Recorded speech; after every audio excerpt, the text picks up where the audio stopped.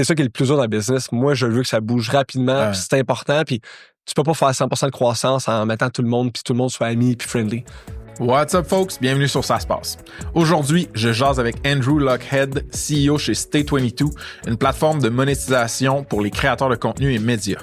Lancé en 2016, Stay22, c'est 75 employés, plus de 100% de croissance year over year depuis la pandémie et 50 millions de revenus prévus pour 2025. On parle de son parcours d'entrepreneur en partant de sa première business, Student Sphere, jusqu'à l'acquisition de celle-ci par Growbook. On parle des défis du travel tech, du co-founder fit, de l'impact de l'AI sur son industrie, de son évolution comme CEO, de l'implantation du framework EOS dans leur business et de leurs multiples pivots. All right, on passe au show. Let's go!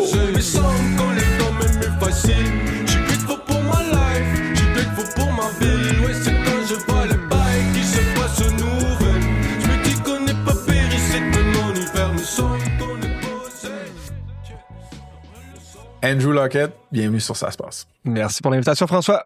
Comment ça va? Correct. Comme je te disais, en fin de semaine, j'ai eu un petit accident, mais en dehors de ça, rien de majeur. La question qui tue, le flip qui a chippé ta dent, est-ce que tu l'as landé, puis c'était quoi le trick? C'était un front flip. Je l'ai landé dans l'eau. Malheureusement, mes genoux sont venus taper et... c'est nasty. Tac! Moi, j'ai celle-là de chipper aussi, man, de tout refait. J'en ai une en arrière de refait. Fait que... Mais en tout cas... Un vrai founder résilient qui vient faire un pod pareil. Il n'y a rien qui nous arrête. Tu sais comment ça marche. Andrew, normalement, je fais comme un recap de comment on se connaît, puis c'est quoi notre histoire. Là, le pod, c'est cool. Il est rendu plus populaire. Je rencontre tout plein de monde, mais plein de monde que je connais pas. Fait qu'on se connaît pas. Non. Fait qu'il y aura comme pas de recap. On va y aller straight, puis je vais apprendre à te connaître à travers cette entrevue-là. Sure.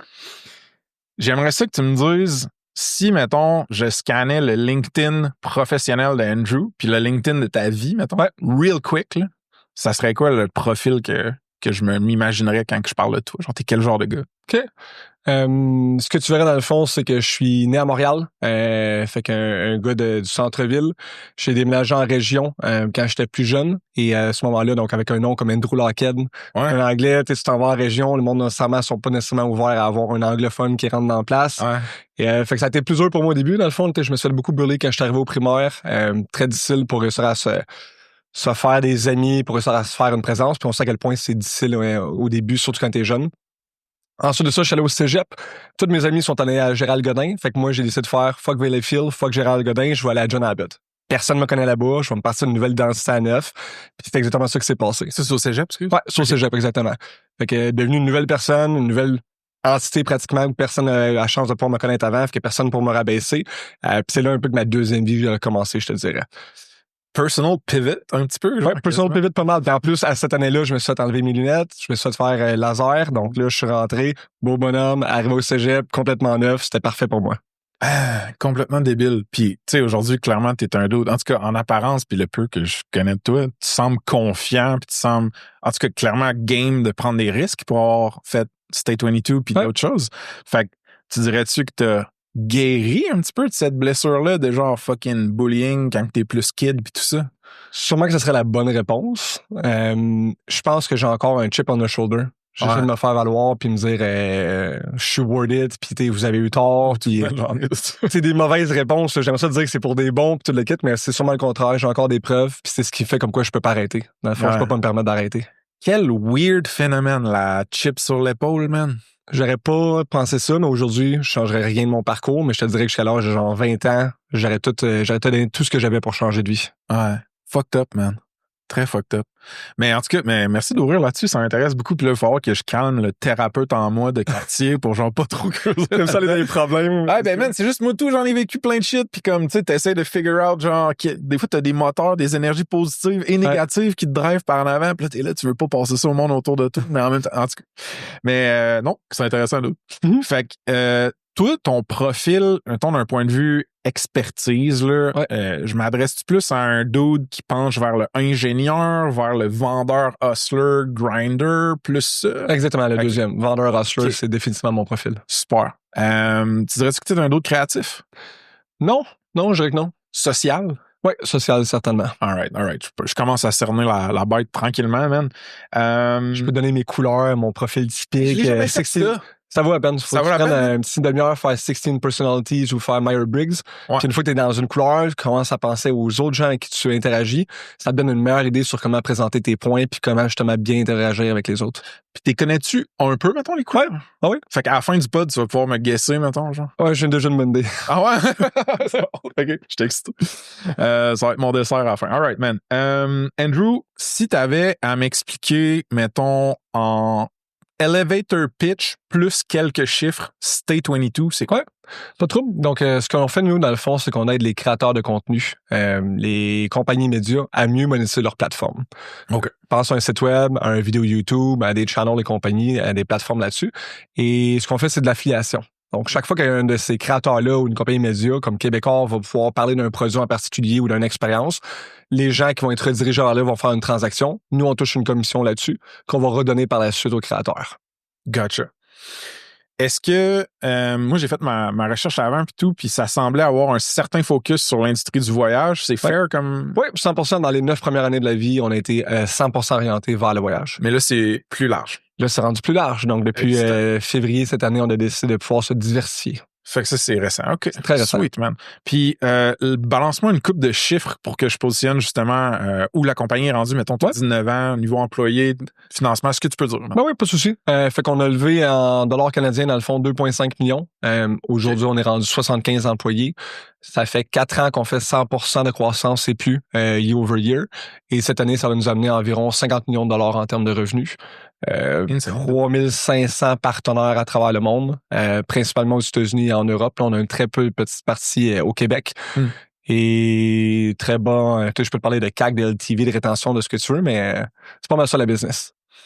Ben, j'assume que tu dois avoir un CAC pas si pire que ça si tu as levé juste ce montant-là, plus tu as tout ce revenu-là, mais je suis pas trop bon en maths, là. Effectivement, soit ça ou mon LTV est vraiment fantastique, puis je suis capable de pouvoir garder une meilleure marge grâce à ça. Donc, malade. C'est vraiment cool, man. On va creuser en masse là, dans Stay 22, mais on va aussi faire des petits détours par ton passé qui est intéressant. J'ai trouvé des drôles de vidéos sur YouTube de toi quand tu étais plus jeune. All right, man. Moi, dans le fond, comme je te dis, j'ai beaucoup vu de voyages dans le branding ou du moins dans ce à quoi j'ai été exposé à date. Ouais. Fait que ma première question, mettons, est un petit peu... est un petit peu facile puis est aussi un petit peu cynique. Moi, je suis quand même rendu un casanier paresseux au Lac-Beauport à Québec. Puis j'ai essayé, man, d'être un nomade digital, puis j'ai essayé de voyager puis de me dire que j'étais un loup solitaire aventurier. C'est comme fuck non, man. Genre, zéro pin barre, c'est pas moi pantoute.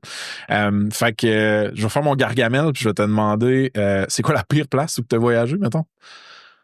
San Francisco. Mais dans Tenderloin. J'ai pris l'hôtel qui était le moins cher que j'ai trouvé sur, je pense, Expedia.booking.com. À quelle année? 2018. Donc, je suis, hey, wow, c'est incroyable. Tous les autres hôtels sont une fortune. Je n'ai trouvé un qui est à moitié prix. Je le book directement, je me pose pas de questions. Et quand t'arrives sur place, tu fais, oh my God, man, où est-ce qu'on est? La réceptionniste est derrière une vitre par balle. Il y a genre des gangs partout. Tu rentres dans la place, il y a des cockroaches, t'as peur pour ta vie, c'est sûr que ça va sauter. Puis toute la nuit, c'est justement ça. T'entends du monde, t'entends genre la police qui est à côté. Pire place. Puis c'est à San Francisco. Jamais j'aurais pensé ça. Incroyable. Fait que là, t'étais dans ta vingtaine, trentaine? Trentaine. T'étais déjà, OK. Puis t'étais-tu, genre, toi et ou ton co-founder, y avait-tu dans votre ADN cet amour, cette passion-là du voyage ou pas nécessairement? Mon cofondateur est un fan de voyage. Okay. Donc, lui, ça faisait partie de son ADN. C'est la première compagnie qu'il avait décidé de lancer. Okay. Moi, je détestais voyager. Puis encore aujourd'hui, je te dirais comme tout bon entrepreneur, j'essaie de régler mon propre problème. Donc, je déteste encore une fois, je pourrais dire aujourd'hui, voyager. Peut-être parce que j'avais pas les capacités monétaires de le faire avant. Donc là, peut-être que je me motivais moi-même à me dire, c'est pas pour moi parce que de toute façon, je peux pas le faire. Mais non, définitivement, je suis pas un fan de voyage. Mais t'es un fan de business. T'es un fan de business. Croissance. Fait que toi, t'as cette partie-là de la tête, là. Exact. All right, man. All right. J'ai vu aussi dans ta bio que tu faisais quelques board sports. Ouais. Fait que t'as mentionné genre wake surf, wakeboard. Sideboard, longboard. Longboard aussi. Ouais. Fait que question, pas piège, juste curiosité personnelle. c'est quoi ton claim to fame le plus cool, genre en termes de trick que t'as landé, que c'est sur n'importe quel board? Là? Ouais, sûrement Scarecrow en wakeboard. C'est quoi ça veut dire, ça? Fait que tu te pitches les jambes complètement par en arrière quand tu passes par-dessus la vague, puis il y a juste toi qui tiens avec les mains par en avant. Il faut que tu ramènes ton corps au complet pour le lander. Fait que quand tu le manques, c'est comme si tu voyais un belly flap, mais qui fait incroyablement mal. Fait que faut que tu le landes. Malade. Très cool. Si tu pouvais en faire rien qu'un de ces sports-là, mettons, ce serait quoi? Une seule planche que tu pourrais garder? Je dirais le longboard. C'est définitivement le sport qui va être le plus multidisciplinaire. Tu sais, je peux aller sur le pump track avec, je peux m'en servir pour me déplacer, je peux faire des tricks, je peux faire de la slide, fait que je peux faire un peu n'importe quoi, du dancing dessus. Fait que longboard est probablement une des meilleurs sports pour. Ouais, puis tu peux faire pas mal n'importe où dès que t'as un peu de flat, mettons. OK, intéressant. Flat, pas flat. Même avec des hills, ça va à peine. San Francisco. Est-ce que je voulais dire genre une route? L'asphalte, ouais. Ouais, l'asphalte, ouais. Hey, j'en ai fait un peu de longboard, je me suis tellement cassé. Je me suis tellement... Faut avoir un bon casque. Ouais. Puis des skills, man. OK, cool. Fait que là, on va le drafter un peu ton parcours entrepreneurial, man. Quand t'étais plus jeune, t'as fait quelque chose qui s'appelait Student Sphere. Ouais, exactement. Okay. On va partir de là, puis on va se rendre à State 22 puis au futur. Fait que Student Sphere, comment tu me l'expliquerais, mettons? Une billetterie pour étudiants. Puis ça, c'est un classique. J'ai vu Thomas Louis du Chiffre, qui est un de nos partners, écrire sur LinkedIn, qui est un des... Tu connais? Oui, oui. Ah, okay. Bon, il écrivait genre, il a donné une conférence, je pense, au monde de McGill ou je sais pas quoi, puis tu sais, il disait que un des réflexes que les étudiants ont qui est bon mais pas bon nécessairement, c'est de régler des problèmes d'étudiants. Ouais. Parce que les étudiants, mais ça churn comme crowd, ça devient plus étudiant, puis souvent ça a pas de budget, puis comme c'est tough de scaler des business là-dessus. Y a-tu un modicum de vérité dans ce que je viens de dire là par rapport à Student Sphere que t'as vécu, mettons? Oui, mais j'irais quand même aux gens de se lancer en affaires pareil. Parce que tu vas apprendre au travers, même si tu plantes, tu vas avoir une belle opportunité d'apprentissage. Fait que j'irais exactement à l'opposé de Thomas, puis je dirais non, lancez-vous en affaires, quitte à vous péter les dents, comme moi, vous allez en sortir gagnant. OK, mais lui, je pense qu'il disait plus de ne pas vendre à des étudiants, mettons, genre. C'est un dur market to crack. Comme tu dis, change tout le temps, it churn, ça bouge dans le sens. Mais si tu réussis à le faire, les multiples sont intéressants. T'as une belle opportunité. Puis, on s'entend là, c'est un environnement qui est cool quand t'es jeune. Quand t'es rendu à 35 ans, aller faire la billetterie dans des événements, ça tente moins un peu. Ouais, c'est ça. Cool. Puis, t'as fait ça avec qui à l'époque? Ouais, avec Sébastien Marleau, mon cofondateur. Puis, on avait rajouté Alan Bettarel comme CTO à ce moment-là. All right. Fait que toi, ton rôle là-dedans, c'était quoi, maintenant? J'étais directeur des opérations. OK. Puis, grosso modo, c'était quoi? C'est genre un event pour des étudiants, par des étudiants, tu peux utiliser Student Sphere pour payer des billets. Fait que quand j'ai gradué, dans le fond, j'étais dans l'association étudiante. Ouais. Puis moi, on faisait des parties, mettons, au Théâtre TELUS. Il fallait que j'aille mettre l'argent des billets dans la caisse de jardin après, puis je passais devant le parc Émilie Gamelin, qui est pas ce qui ressemble à aujourd'hui. Chaque fois que je passais, j'avais peur de me faire piquer, de me faire voler, n'importe quoi. Là, ça n'a aucun sens qu'il y ait encore là-dessus. Puis Eventbrite était pas populaire dans le temps. Fait qu'on a décidé, en sortant de l'université, hey, on va lancer une entreprise qui règle notre propre problème. Ouais. Et on va travailler avec les associations étudiantes qui vont vendre les billets pour nous. Fait que moi, j'étais un peu le gars opération derrière qui est comme, que ton événement marche ou marche pas, que ton marketing fonctionne, tu vas faire de l'argent à ces billets, je fais rien, je t'assis. Puis je suis simplement en train de t'aider à faire la distribution. Cool. Puis tous mes business ont toujours été orientés un peu vers ça. Un petit hack qui me permettait d'en profiter. OK. Puis ça, c'est en quelle année, mettons? On a lancé ça en 2011-2012. Puis ça a été acquis, right? Oui, exactement. Par un truc qui s'appelle Growbook. Exact. Une entreprise située au UK. All right. Combien de temps l'aventure complète Student Sphere a duré? 10 ans au total. 10 ans au total. Founder Fuel, c'est avec cette business-là que t'es passé dans Founder Fuel? C'est avec... c'est là que j'ai appris à Founder Fuel. C'est là que j'ai voulu appliquer les premières fois puis qu'on a fait les pitchs. Okay. Mais c'est avec State 22 qu'on a été accepté. Cool. Fait que les affaires que j'ai trouvées d'applications, c'était des applications old school. Oui, monsieur, des vieilles affaires. Pour Founder Fuel? Pour Founder Fuel. C'était mon rêve. J'étais allé voir le monde sur le démodé. Le pitch, j'étais genre, oh my God, man, la meilleure opportunité de sa vie. On a appliqué puis on n'a jamais été accepté pour cette entreprise-là. Fait que j'ai fait un lien trop vite de voir des applications pour cette business-là, penser que je t'ai passé. OK, ben on va garder Founder Fuel pour plus tard d'abord. OK, ben c'est quoi le plus gros de learning que tu as eu dans ce chapitre-là? Puis tu sais, je veux qu'on se rende à l'acquisition, que tu me le comptes un petit peu, mais genre, t'as-tu un meilleur ou un pire souvenir de l'époque Student Sphere? Oui, ben oui, je vais donner les deux. Ouais. Le meilleur souvenir, c'est les moments où on montait sur le toit à la fin d'une journée de travail, puis on avait accès à un toit sur un édifice à condo, puis on se couchait, puis on faisait juste jaser du rêve de faire comme hey, l'entreprise ça va vers là, puis voici ce qu'on va faire dans 5 ans, puis on déblatérait dans toutes les directions, puis on était excités aux opportunités d'avenir qu'il y avait devant nous autres. Ben, À l'opposé de ça, le plus gros learning, c'est que moi et mon cofondateur, on était très, très, très similaires. On se battait pour le même rôle, les mêmes responsabilités. Fait qu'en place d'avoir une personne qui était complémentaire, on était toujours en train de se pogner sur des choses qui n'avaient pas de sens. Fait que ça a été mon meilleur learning. Quand je me suis lancé en affaires après, j'ai pris la personne qui était la plus complémentaire à moi, la plus différente. On se bat toujours, mais pour des raisons qui sont beaucoup plus avantageuses et intéressantes et non aussi détrimentales.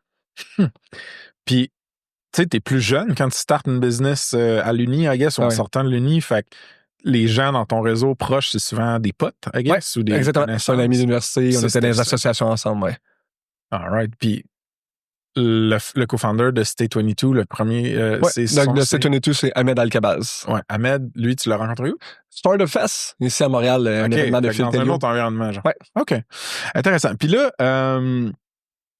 écoute, je sais que la question s'est faite quand, dans le fond, pour Student Sphere? En 2022? Ouais, 2022, juste après la pandémie. Fait que c'est pas, il y a pas si longtemps que ça. Non, je sais pas. Site 2020, on aurait vendu avant la pandémie. On a perdu comme 80% des revenus hautes, mais comme tout le monde, on peut pas prédire l'avenir. Ouais. Je sais pas, ton NDA ressemble à quoi, ce que tu peux dire ou pas, parce que, tu sais, au début, dans ma tête, je pensais que ton acquisition avait été bien plus dans le passé, puis là, j'ai fait, ouais, dans le fond, il peut sûrement pas dire tout n'importe quoi. Exactement. Malheureusement, je suis encore sur NDA en ce moment. Parfait. Fait que, on va juste parler des mécaniques autour un peu, puis de l'histoire autour de l'acquisition, puis qui est genre, comment qu'une compagnie du UK arrive sur votre radar ou l'inverse, vous arrivez sur leur radar, puis les autres, c'est quoi qu'ils faisaient? Ouais. Vas-y pour ça. Fait qu'on avait regardé, dans le fond, il y a 2 options quand tu veux vendre. Soit tu le fais toi-même, soit tu engages un banker. Puis là, on regardait les frais de banker. On dit que ça n'a aucun sens de payer si cher que ça.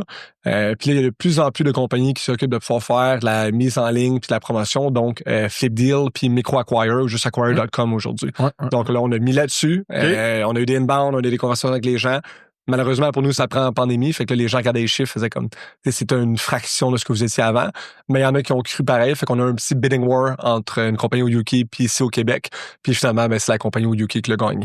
Insane. C'est, OK. Fait avant de te rendre sur un marketplace qui expose un peu votre intention de vendre de façon pseudo-anonyme, là, puis rapidement découverte, là, avant de te rendre là-dessus, sur mettons acquire.com, la motivation pour vendre, c'était-tu clash de co-founders, c'était-tu on veut faire autre chose, c'était-tu... Mais on était déjà plus impliqués les deux. Donc, tu sais, l'entreprise, on l'a roulé pendant environ 3 ans, je te dirais.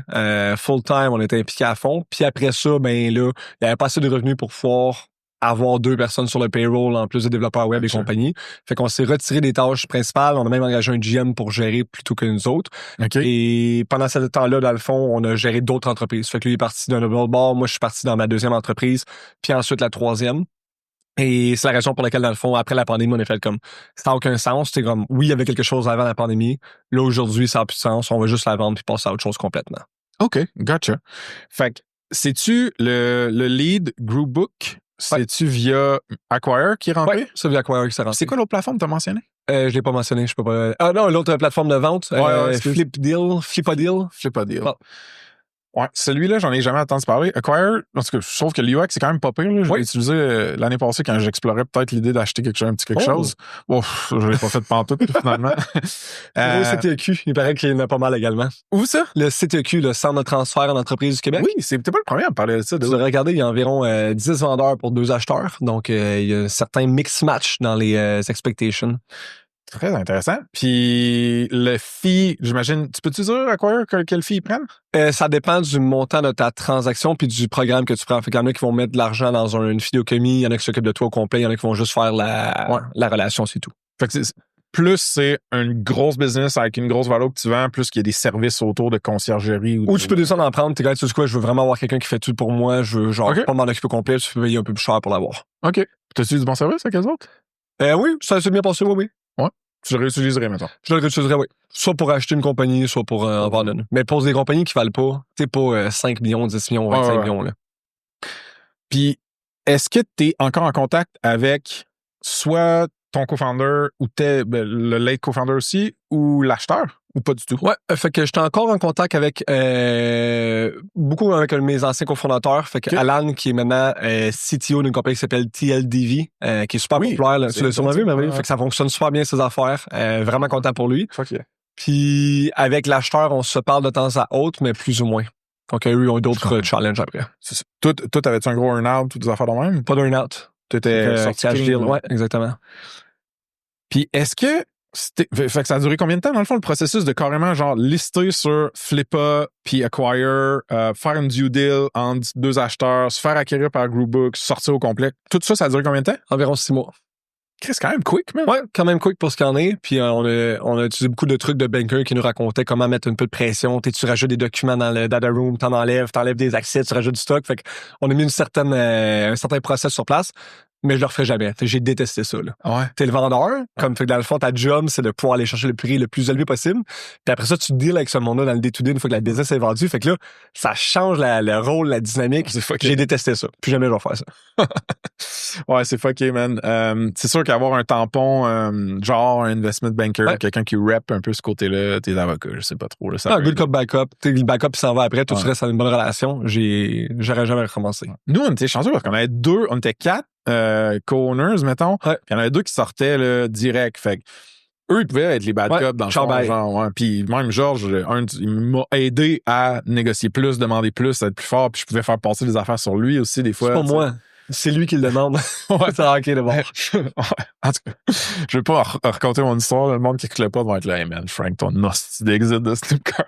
C'est rendu un meme dans la communauté privée, mais anyway. Sick, dude. Fait que là, toi, t'étais plus dans les ops de Student Sphere. Non. Vous êtes passé à travers ce quand même quick process de M&A là. Ouais. Est-ce que t'étais déjà la tête puis les pieds puis les mains dans State 22? Ouais, parce que State 22, on l'a lancé à la fin de 2016. Fait que, tu sais, moi, la première, je l'ai lancée en 2011. Fait que 5 ans plus tard, j'avais déjà lancé même pas en 2014, j'avais lancé une autre entreprise. Fait que là. Ah ouais? Ouais. Fait que là. Ça s'appelait Kiss Surprise. Keep it safe and sexy. C'est un mode des gens qui faisaient des monthly subscription box. Oui. Tu recevais pour les pet food et compagnie. Oui. Nous, on envoyait des préservatifs, des condoms. Nice, quand même. Ben oui, c'est super nice. Ouais. Puis en place des vendre aux étudiants, parce que c'était ça l'idée de base, on les vendait aux parents. Fait que le parent, lui, il veut pas avoir la conversation avec son enfant à savoir, ben oui, t'as-tu pris tous tes condoms le mois passé? Fait qu'en place, il n'y a pas de churn. Fait que tu mets ta carte de crédit. Tous les mois, ça se renew sans problème. Fort. Tu t'envoies directement ça dessus. Chris, c'est comme exploiter un peu un tabou, mais en même temps faire gagner les deux parties. Exactement. OK. Fait que des condoms, des produits santé sexuelle. Exactement. Fait que, cool. Fait que là, dans le fond, c'est pour ça qu'il y a eu un overlap là, dans les dates, là, mettons, là, si je pense à ton parcours. Là. Puis State 22, Startup Fest, quelle année t'as rencontré Hamed? En 2016, en début d'année, je pense. 2016. Ouais. Puis qu'est-ce que tu faisais au Startup Fest à ce moment-là? C'est comme la grosse communauté, dans le fond. Là. C'est comme l'écosystème que je connais sur place. Okay, toi, tu faisais quoi là-bas? J'étais là pour rencontrer des gens, simplement. Fait que juste... T'étais free agent. Free agent, puis Ahmed était là. Il avait fait un pitch sur stage l'année d'avant. Son laptop avait genre freeze. Fait que là, le gars, il a des investisseurs, il avait donné de l'argent pour aller chercher un autre laptop parce que ça avait pas de sens. Puis le gars était super connu parce qu'il s'avait fait kick-out du College Dawson. Je sais pas si tu avais vu, là. Non. Il avait hacké dans Omnivox. Mais pas un bad actor, c'est un white hack. Fait qu'il avait juste averti, by the way, il y a un backdoor. Puis là, le collège l'a suspendu. Fait que là, ça a passé dans tous les médias. Comme, il a été gentil, il vous a donné l'information, vous l'avez kick out, comme ça n'a aucun sens. Puis là, il a passé dans les médias gros un peu partout au Québec à cause de ça. C'est une bonne manière de kickstarter ton personal brand, I guess.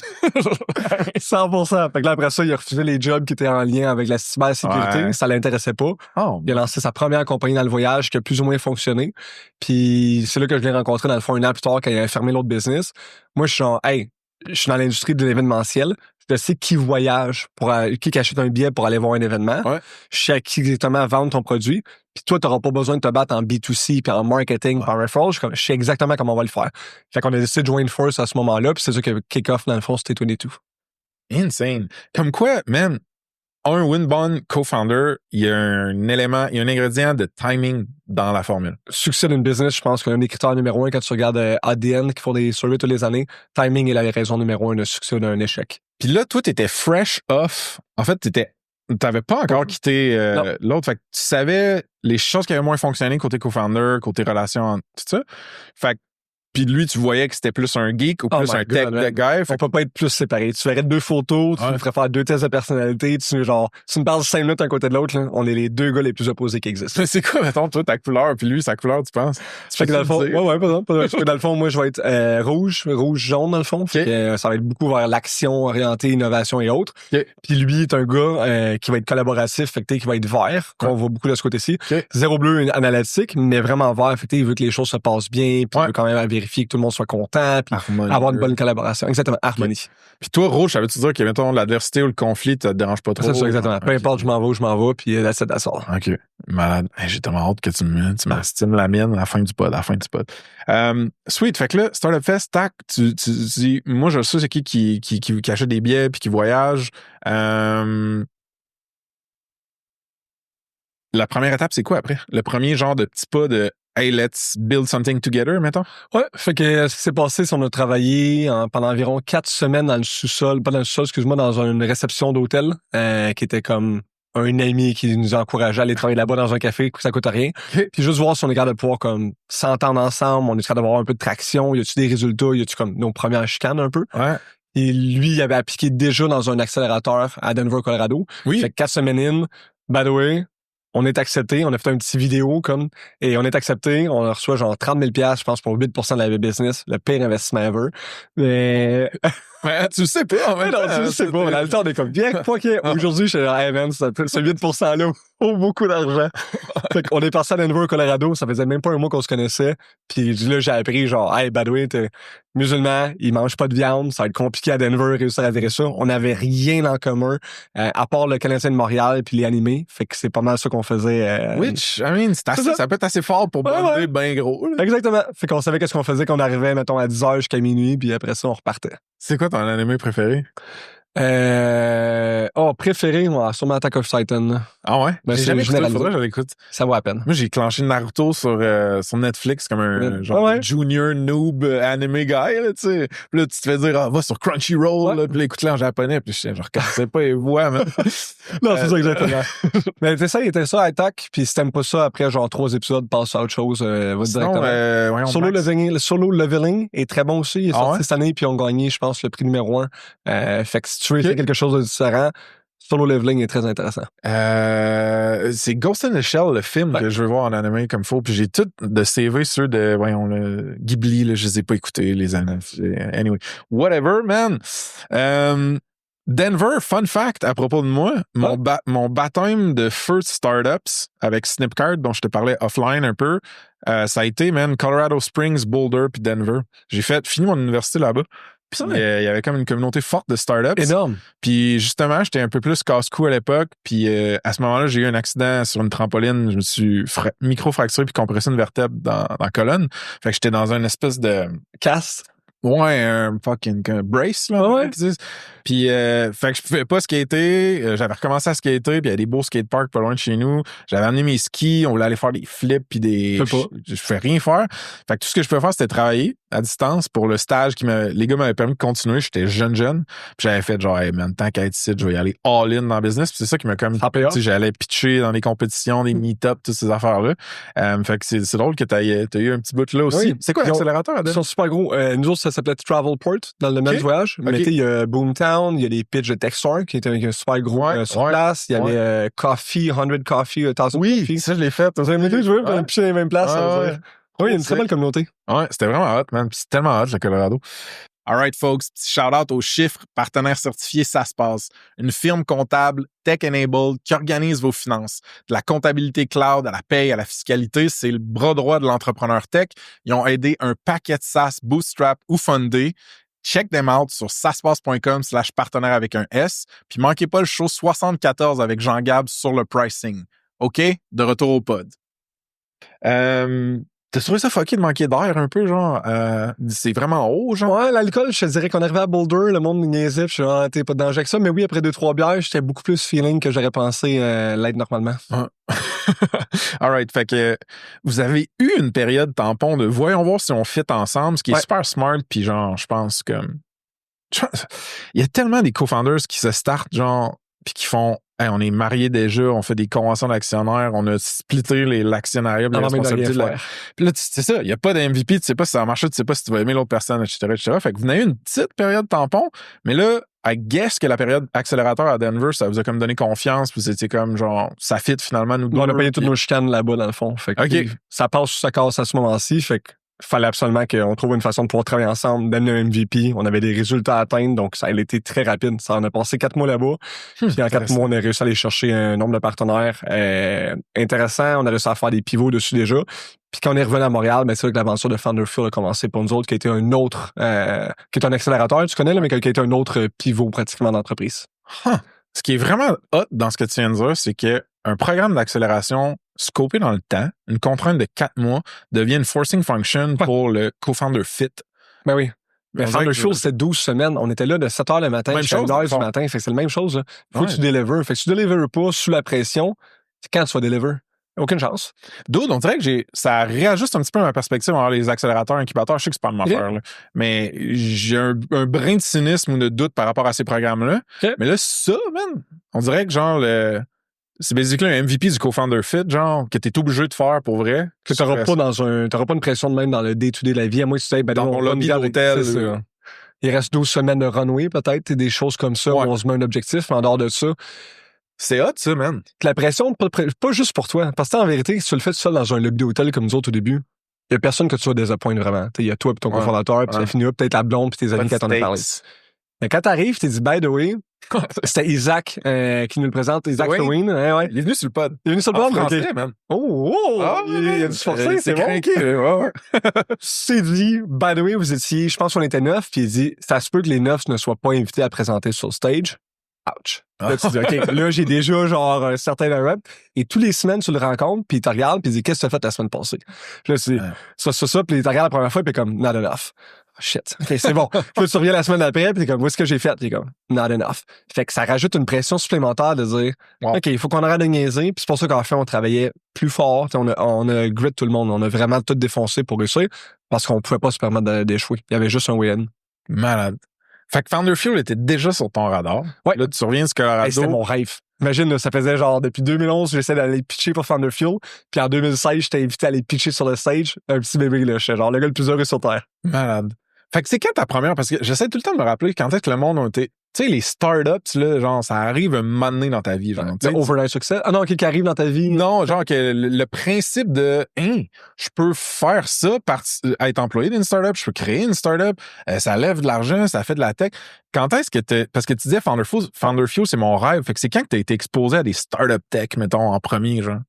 C'est pas start-up, mais mon père avait une business, avait des franchises, c'était des garages. Fait que l'entrepreneuriat était là. Exactement. Okay. Fait que j'avais déjà une base, j'ai vu, j'étais là dedans. J'adorais ce qu'il faisait. T'es comme une flexibilité, il y a un certain pouvoir qui est relié à ça. C'est toi qui étais imputable pour les ressources humaines, marketing, les ventes, le produit, opération. Comme je suis tombé en amour avec ça. Je te dirais que le moment que ça l'a parti pour vrai, nous autres, c'est sûrement, dans ma vie à moi, c'est la sphère étudiante. Quand on a gagné la bourse de Fondation Montréal Inc., c'était 30 000 $, je pense, dans le temps.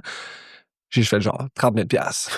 On a une vraie business. Comme là, on en a assez. Ça nous permet d'engager. On a engagé à l'externe, une grosse erreur de notre part pour le produit.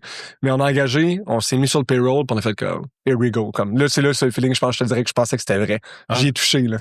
Ah, c'est insane. Les premières ventes, là, les ressources, là, genre, je peux déployer des ressources à part juste, man, mon hostie de temps pis de sueur, là. La première vente, j'avais sur mon salaire, j'avais PayPal ou Stripe, je pense que c'est Stripe qui faisait.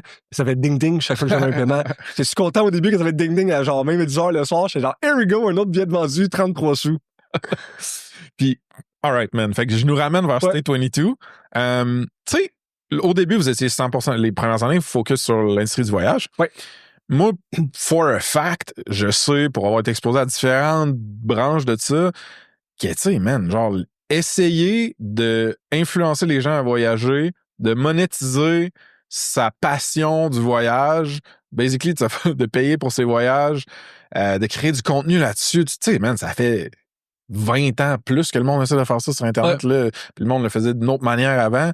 Fait que, genre, j'imagine que d'un point de vue logiciel et application, il devait quand même ça devait être crowded déjà, là. Ça devait pas être un Blue Ocean, blablabla. Là. Absolument pas. Il y avait énormément de compagnies, autant en affiliate network qu'en programme direct, qu'en sponsor, advertising, you name it. Là. Il y a énormément de joueurs dans l'espace. Bon, fait que la question que j'aime poser pour comprendre le space, mettons, d'un ou d'une invitée, c'est avant que State 22 existe, tout court, là, si j'étais blogueur qui tripe sur l'Asie du Sud-Est, puis YouTuber, puis je fais du contenu là-dessus, c'était quoi mes manières de régler le problème de je dois monétiser cette vie-là ou ce contenu-là? Fait que t'as 3 sources de revenus. Fait qu'en ordre, mettons, de celle qui fonctionne le mieux ou moins bien, t'as le advertising. Fait que le nombre de personnes qui viennent sur ton site web, tu travailles avec une compagnie comme Mediavine qui met de la pub, Google AdSense sur ton site web. Ça roule encore. Ça marche encore. Ça marche encore, ça marche très bien. Plus de 50% des revenus, généralement, proviennent du advertising. Ah ouais.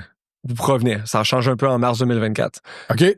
La deuxième façon, c'est du sponsor content. Fait que tu contactes un brand, mettons un hôtel en particulier, un Marriott, Tourisme Montréal, tu leur dis, hey, voici le nombre de followers que j'ai, je vais être sur place, je vais créer du contenu de vous intéresser, puis ils vont te donner un cachet. $500, $5,000, peu importe, en fonction du nombre d'attractions que tu vas avoir. OK. Puis le moins intéressant, puis le plus difficile, c'est le domaine de l'affiliation. Parce que les gens doivent booker. Fait qu'on appelle ça CPE, là, Cost Per Acquisition. Donc, la personne, elle va faire une transaction. Acheter un billet pour ton événement, réserver ton hôtel ou peu importe un restaurant. Fait que tout le risque est sur toi comme créateur. Tout le risque est sur toi comme créateur. T'es pas payé upfront. Non. Puis vous, c'est dans cette talle-là au début que vous avez dit, genre, on va aller jouer là, genre? Fait que la vision, en base, c'était de pouvoir trouver une façon pour monétiser tout le contenu en ligne. Fait qu'à la base, on savait qu'il y avait déjà beaucoup de joueurs dans les autres. On a regardé advertising aussi, mais on a connu un bon product market fit, spécialement dans le domaine de l'affiliation, parce que tous les joueurs qui étaient là faisaient un job de merde. OK. Genre, on s'est rendu compte qu'en envoyant des étiquettes au monde au domaine d'affiliation, ça prenait des fois 14 jours à avoir une réponse. Ou quand t'avais une réponse. Tu sais, c'est fou, là. T'es un entrepreneur, t'envoies ça, pis t'es comme, ils m'ont oublié, puis une semaine plus tard, 2 semaines, tu passes à autre chose. Ah, shit, ils viennent de me répondre là. Là, t'es comme, OK. Il y a un gros, genre, gap à fill dans le niveau du customer service. Puis après ça, ben, on s'est rendu compte d'autres opportunités, mais ça a été des pivots en travers de route. T'sais, nous autres, on était dans le domaine d'événementiel uniquement à la base. Puis en 2020, ben là, la pandémie a frappé, il a fallu que je pivote, là, ça fonctionnait plus pendant toutes mes affaires. Attends un peu, pour State 22? Ouais, pour State 22. Événementiel. OK, explique-moi ce que tu veux dire par ça. Mettons, quand on a lancé en 2016, on travaillait principalement avec des événements. Ah, OK. Fait que c'était juste des événements qu'on travaillait. Fait que quand la pandémie a frappé en 2020, on était en train de lever notre ronde de financement. Ben, on venait de closer la ronde de financement sur papier. Et là, on est rendu qu'on fait environ 200 000 de GMV par mois. On a 24 employés, give or take. Pandémie à frappe, je perds 90% des revenus. Puis là, les gens commencent à faire des refunds. Fait que tout ce que j'ai vendu, que j'ai payé, je commence à me le faire sortir de mon compte de banque. Là, on a frappé notre mur comme du monde. Là. Donne-moi un exemple. C'est pas assez concret dans ma tête. Donne-moi un exemple d'événement pour lequel vous ameniez des gens. Ou... Pas de trouble. Fait que, meilleur exemple avec ça, dans le fond, c'est on va prendre un événement à Montréal comme C2 Montréal. Oui. Fait que C2 Montréal, il y a des gens qui arrivent partout à travers le monde pour venir. C'est un gros événement fort à Montréal. En tant qu'organisateur d'événements, ce que tu veux, c'est que les gens viennent à ton événement puis calculent le coût du billet, le coût du transport, le coût de l'hébergement, parce que au final, c'est un cachet que tu as besoin de sortir. Mais ce que tu veux surtout, c'est qu'ils trouvent une façon facile de pouvoir trouver un hébergement 100%. À bon prix à proximité de où tu vas être. Fait que nous, on offrait une carte interactive. Eux, tout d'un coup, ils disaient, hey, j'ai des données supplémentaires. Les gens vont trouver au booker, puis en plus de ça, ils peuvent booker sur un auberge de jeunesse. Mettons, ils n'ont pas d'argent. Ils peuvent booker sur un Airbnb. Ils peuvent booker sur un hôtel. Chez ils laissent booker où ils veulent, à la place d'avoir à faire des petits room blocks à gauche et à droite, qui est plus de risque. Gotcha. Fait que c'était du B2B. T'allais voir les toujours organisateurs B2B. On a toujours été trouver un hack pour réussir à se rendre aux utilisateurs finaux. OK, intéressant. Mais là, à ce moment-là, tu n'utilisais pas nécessairement les créateurs de contenu pour faire... Absolument pas. On travaillait zéro avec les créateurs de contenu en 2016. Ça arrive en 2021 quand on a été obligé de faire un pivot. OK. Ben, parle-moi du pivot, I guess, si t'es down, là. Ouais. Ben, dans le fond, quand ça a frappé, fait que là, j'ai des investisseurs qui commencent à me dire, by the way, on a signé le papier, mais comme, tu ne recevras pas le cash. Fait que là, on t'envoie pas le montant d'argent qu'on avait promis dessus. Fait qu'on fait, finalement, on n'a pas autant d'argent à pied de renouer qu'on pensait. Ouais. Fait que là, on est obligé de mettre du monde à pied. On s'est mis sur les programmes de subvention fédérales, provinciales, municipales pour le rent et compagnie. Ben, je suis content de payer mes impôts aujourd'hui. Je suis très, très heureux. J'en dois une grosse à Trudeau. Et fait que là, on a une petite équipe, on n'a pas beaucoup de monde, puis on se demande qu'est-ce qu'on fait. Fait qu'on évalue 3 différents produits après avoir fait un genre de hackathon. On les met sur... on a 8 produits au total qu'on a évalués, il y en a 3 qu'on a lancés, puis il y en a un qui a fonctionné sur les 3, c'était le pivot avec les créateurs de contenu. Le problème, c'est que j'avais une carte interactive qui fonctionnait pas du tout pour eux. Là, on a dit, bon, comment est-ce qu'on peut changer notre produit pour répondre à leurs besoins? On a une clientèle, on sait qu'elle peut fonctionner, mais j'ai juste pas le bon product pour eux. Fait que là, on a fait des workshops, on a fait des one-on-one, on a parlé avec plein de créateurs. Puis c'est mon cofondateur qui a eu l'idée de génie, dans le fond, de changer le produit derrière pour réussir à répondre à leurs besoins. Puis en l'espace de 6 mois, je te dirais, ça a été le product market fit idéal, dans le fond. Là. Comme les gens parlaient bien de nous autres, les gens étaient excités. Puis d'un coup, on était rendu un gros nom dans l'industrie alors qu'on était des nobody 6 mois avant.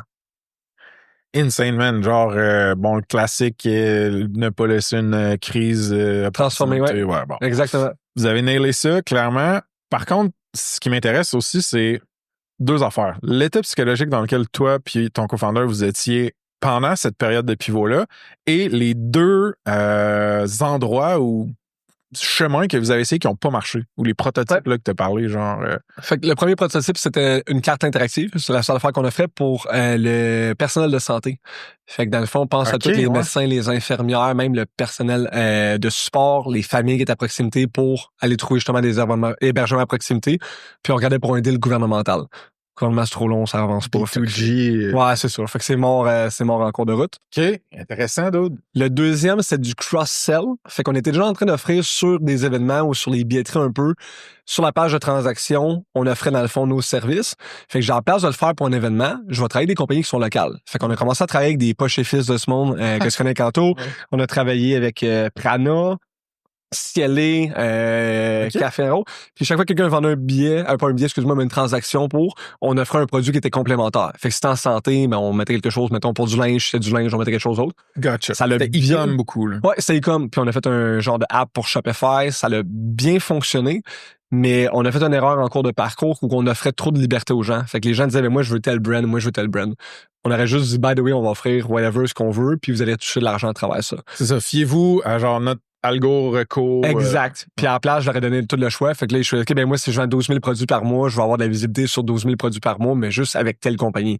Je vais mais ça ne peut pas fonctionner. Pas, ouais. Exactement. Mais dude, une des choses qui m'impressionne le plus, c'est que dans un moment charnière, disons difficile, là, je veux pas assumer non plus ta psychologie au moment, mais Chris, tu mets des gens à pied, faut que tu ailles chercher des subventions pour survivre, tu perds la majorité de ton revenu, même si t'es un grind warrior résilient, c'est rough, style, tu sais. Mais dans ce moment de difficulté-là, tu dois somehow canaliser une énergie créatrice et innovatrice pour dire on va trouver une solution, on va changer de quoi, on va faire de quoi de nouveau, mettons. Ça, comment qu'on ferait pour donner des conseils au monde de faire ça? Tu sais, moi, j'ai jamais eu à passer à travers ça, by the way, genre, fait que j'ai été très chanceux, là. Mais comment tu fais pour canaliser ça à ce moment-là, genre? Je pense pas que j'ai un truc.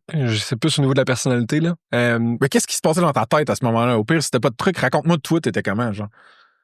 Au début, tu te dis que tu vas passer au travers, fait que t'es meilleur que les autres, t'es plus intelligent, tu vas trouver un way out. Après ça, tu dis, OK, mais là, les autres sont en train de dropper à gauche, à droite. Fait que j'ai vu que ça tombe comme des mouches. Fait que si ça t'a fait, c'est ça. Si je passe au travail, je vais être vraiment meilleur posture quand ça va repartir. Moi, puis mon cofondateur, on est à l'opposé, comme je t'ai mentionné. Fait qu'on jouait beaucoup l'avocat du diable. Fait quand il y en a un qui était genre complètement démoli, l'autre arrivait, puis quand inquiète pas, ça va bien se passer, puis on arrivait. Quand on s'excite trop également, on se ramène vers le bas. Mais dans ce cas-ci, c'était spécialement quand ça allait mal, on se disait inquiète pas. Puis quand tous les gens te regardent, on faisait des appels tous les jours dans le temps, un peu comme notre premier ministre faisait. Puis on disait, hey guys, voici ce qui s'est passé aujourd'hui, voici comment ça avance ou ça avance pas. Et on disait, puis t'as pas d'autre, comme tout le monde te regarde, faut se garder la tête haute, y a pas d'autre solution, puis ils te regardent tout en disant genre, c'est toi qui lead, fait que genre, figure it out. Fait qu'encore une fois, le fait d'avoir peut-être le chip on the shoulder, j'avais pas de backup plan, y a pas de plan B, plan C, plan D, plan E, comme faut que ça fonctionne, fait que figure your shit. Fait que c'est là que tu passes du temps à parler avec des clients, tu fais des MVP, tu fais une itération, tu jases avec du monde, puis tu essaies de faire juste que ça fonctionne. T'as juste le temps dans le fond qui est comme là pour t'aider. Puis tu splits basically ton attention, ton énergie entre comme survie, pivot, croissance, genre tu sais gratter des scènes à gauche, à droite, t'aller chercher des subs, t'assurer qu'il y ait... Mon équipe était principalement, je te dirais, sur tout ce qui était au niveau des coupures, là. Fait que, les subventions, couper les SAS, essayer de les renégocier avec les providers, appeler les banques pour essayer de les recharger, régler le problème de payroll, comme, mon équipe était très bonne pour ça. Moi, puis mon cofondateur, on est plus au niveau de la out of the box, création, innovation. Fait que c'est là-dessus qu'on a passé principalement notre temps. C'est débile, man. Je me demande si il n'y a pas une partie... tu sais, mettons le chip on the shoulder, ça a une teneur un peu négative. Genre, j'ai besoin de prouver que je vaux quelque chose puis que le monde va aimer ou admirer ce que je fais, whatever. Fair point. Mais mettons qu'on essaie de mettre une partie wholesome ou genre positive là-dessus. Tu penses-tu qu'il y a une partie en toi ou en ton co-founder qui est comme Chris, man, je me soucie, genre, des gens qui m'ont fait confiance, puis j'ai le goût, genre, d'être là pour eux autres, genre, puis de... Peut-être. Non, mais c'est une bonne question. Je sais pas comment leur virer de façon positive. Ouais.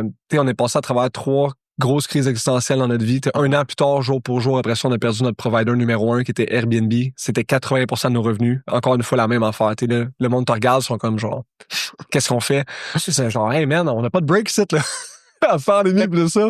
Attends un peu, OK. Amène-moi à Airbnb. Fait que le produit qui a marché dans les 3 que vous avez essayé de faire sticker là, pendant cette crise-là, c'était... on l'appelait Let Me Aller, avec notre petite connotation française. Là. LMA, ouais. LMA, exactement. Site, fait que ça veut dire qu'on prend le contrôle de la page web de nos partenaires. Puis à partir de là, on est capable de pouvoir rewrite des lignes de code, des hyperliens et autres, puis le rediriger. OK. Fait que là, les créateurs de contenu, il n'y a plus besoin d'aller prendre son temps puis aller chercher un hyperlien sur une plateforme ou un programme d'affiliation ou autre. On s'en occupe pour lui. Fait que ça a sauvé énormément de temps. Puis vu que notre technologie est meilleure, elle a fait plus d'argent. 30, 40, 50% plus de cash. Ouais, un exemple, je pense, de feature, c'était genre notre software va analyser quel anchor, quel mot-clé serait un bon...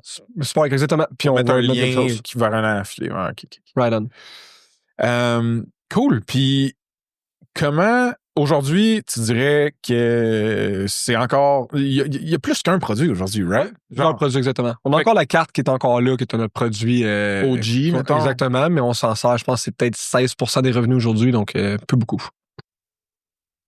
All right, folks, le Spotlight partenaire du mois, c'est Yak, une boîte de cybersécurité spécialisée en sécurité offensive, tests d'intrusion, scan de vulnérabilité, Red Team. Ils ont tout ce qu'il faut pour vous gentiment vous hacker. Que vous soyez rendu à obtenir une certification comme SOC 2 ou ISO 27001, à lever du financement ou juste à vouloir prévenir les cauchemars de sécurité, Yak peut vous aider à sécuriser votre app. Tu sais ce qu'on dit, quand ta sécurité est pas affectée, t'as 1000 petits problèmes en SaaS, mettons. Mais quand ta sécurité est affectée, t'en as juste un problème, puis il est pas petit. Fait que check out ma conversation avec Cindy Felt, où on jase de tout ça et de plus sur saspace.com/partenaire avec un S/Yak, Y-A-C-K. saspace.com/partenaire avec un S/Yak. Sinon, vous pouvez les checker, la boîte, leur service, la gang, directement sur yak.one. YACK.ONE, yak.one. OK? De retour au pod. Vous avez comme plusieurs produits, mettons, avec Stay22, puis ça, c'est une affaire que je veux que tu différencies ou que tu simplifies pour moi, genre. C'est pas une plateforme unifiée, c'est plusieurs produits que tu peux utiliser un peu à la pièce ou... Oui, exact. Fait que dans le fond, ce qu'on voulait faire, c'est trouver une façon de pouvoir avoir le foot in the door. Fait que, tu sais, au début, pour réussir à convaincre un partenaire de donner accès à sa plateforme, il est pas très intéressé de te donner les clés de sa maison. Il est comme, t'es qui? Qu'est-ce que tu veux faire? Puis comme, il n'y a aucune chance que ça arrive. Fait qu'on a commencé à lancer des produits tranquillement, pas vite, pour augmenter la confiance. Puis une fois qu'on l'avait après ça, ben là, ils prenaient notre script, ils le mettaient sur leur site web. Puis là, on pouvait mettre toute notre panoplie de services au complet. Mais il fallait qu'on fasse nos preuves d'abord et avant tout. Fait que t'as morcelé les différents pains, mettons, puis t'as développé des produits qui allaient régler un petit pain, mettons. Exact. Ça, c'est comme low stake, c'est plus facile de faire confiance à un petit produit, une petite feature. Exact. En place de commencer à rajouter. La journée qu'on va commencer à rajouter du contenu pour eux, là, ça va capoter. Ils vont faire du touche pas mon contenu, ça m'appartient ou pas. Mais ça fait du sens, là, je veux dire, comme faut qu'on trouve où le sweet spot entre générer de la monétisation supplémentaire pour eux, sans impacter, dans le fond, le user experience ou sans impacter leur contenu. Puis un exemple de petit produit qui te permet de te mettre le pied dans la porte avec des médias, mettons, qui produisent beaucoup de contenu puis qui veulent le monétiser, ça serait Spark. Ouais, Spark, ça serait un bon exemple. Fait que, un peu comme, en place de prendre du real estate, là, sur la page web, prendre la place de publicité, là, on se dit, t'as pas besoin de rien faire. Tu peux toutes les offres, puis ils ont déjà fait, by the way, tous leurs créateurs, puis leurs editorial, puis leurs writers, puis leurs journalistes. Ils ont pas besoin d'écrire des liens d'affiliation sur Rakuten, Partnerize et WinCJ.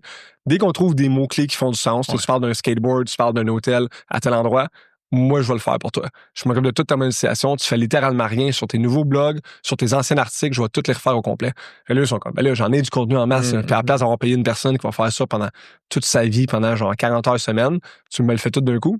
Sure, good enough. Puis eux, ils te fournissent-tu genre une espèce de ID d'affiliate qu'ils ont avec les différents produits ou plateformes? Moi, je m'en occupe au complet pour eux. Tout ce que j'ai sur plateforme de mon côté, je vais pouvoir le convertir puis améliorer l'expérience puis le taux de conversion.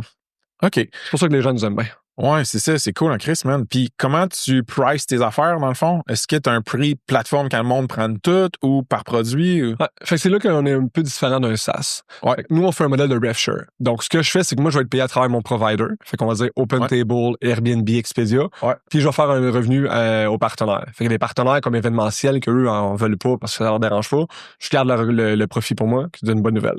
Il y en a d'autres qui ont donné 30% des revenus. Il y en a qui ça peut aller jusqu'à 50%. C'est un Québécois, par exemple, de ce monde. Mais en moyenne, sur l'entour de 30%. Gotcha. Fait que t'emmènes de la business à un provider, il te donne une cote. Je la repartage avec le créateur après. Tu la repartages avec le créateur après. Puis c'est-tu compétitif, ça, en termes de pricing? Genre, le créateur ou la créatrice moyenne, va-tu venir te dire à chaque 3 mois, Yo, Andrew, tel autre service, la cote est rendue 2 fois plus grosse que la tienne? Fait que c'est sûr qu'il est drôle au début en vente, là. On forçait les gens, puis on les payait, puis on augmentait des puis on donnait genre 80%, ça n'a pas de sens. On n'avait plus de marge après. Puis là, on le diminue au fur et à mesure. Puis ce qu'on s'est rendu compte, c'est ça a pas l'air d'être beaucoup de 30%. Tu sais, je te donne juste 30% de ce que peut-être tu aurais fait en direct.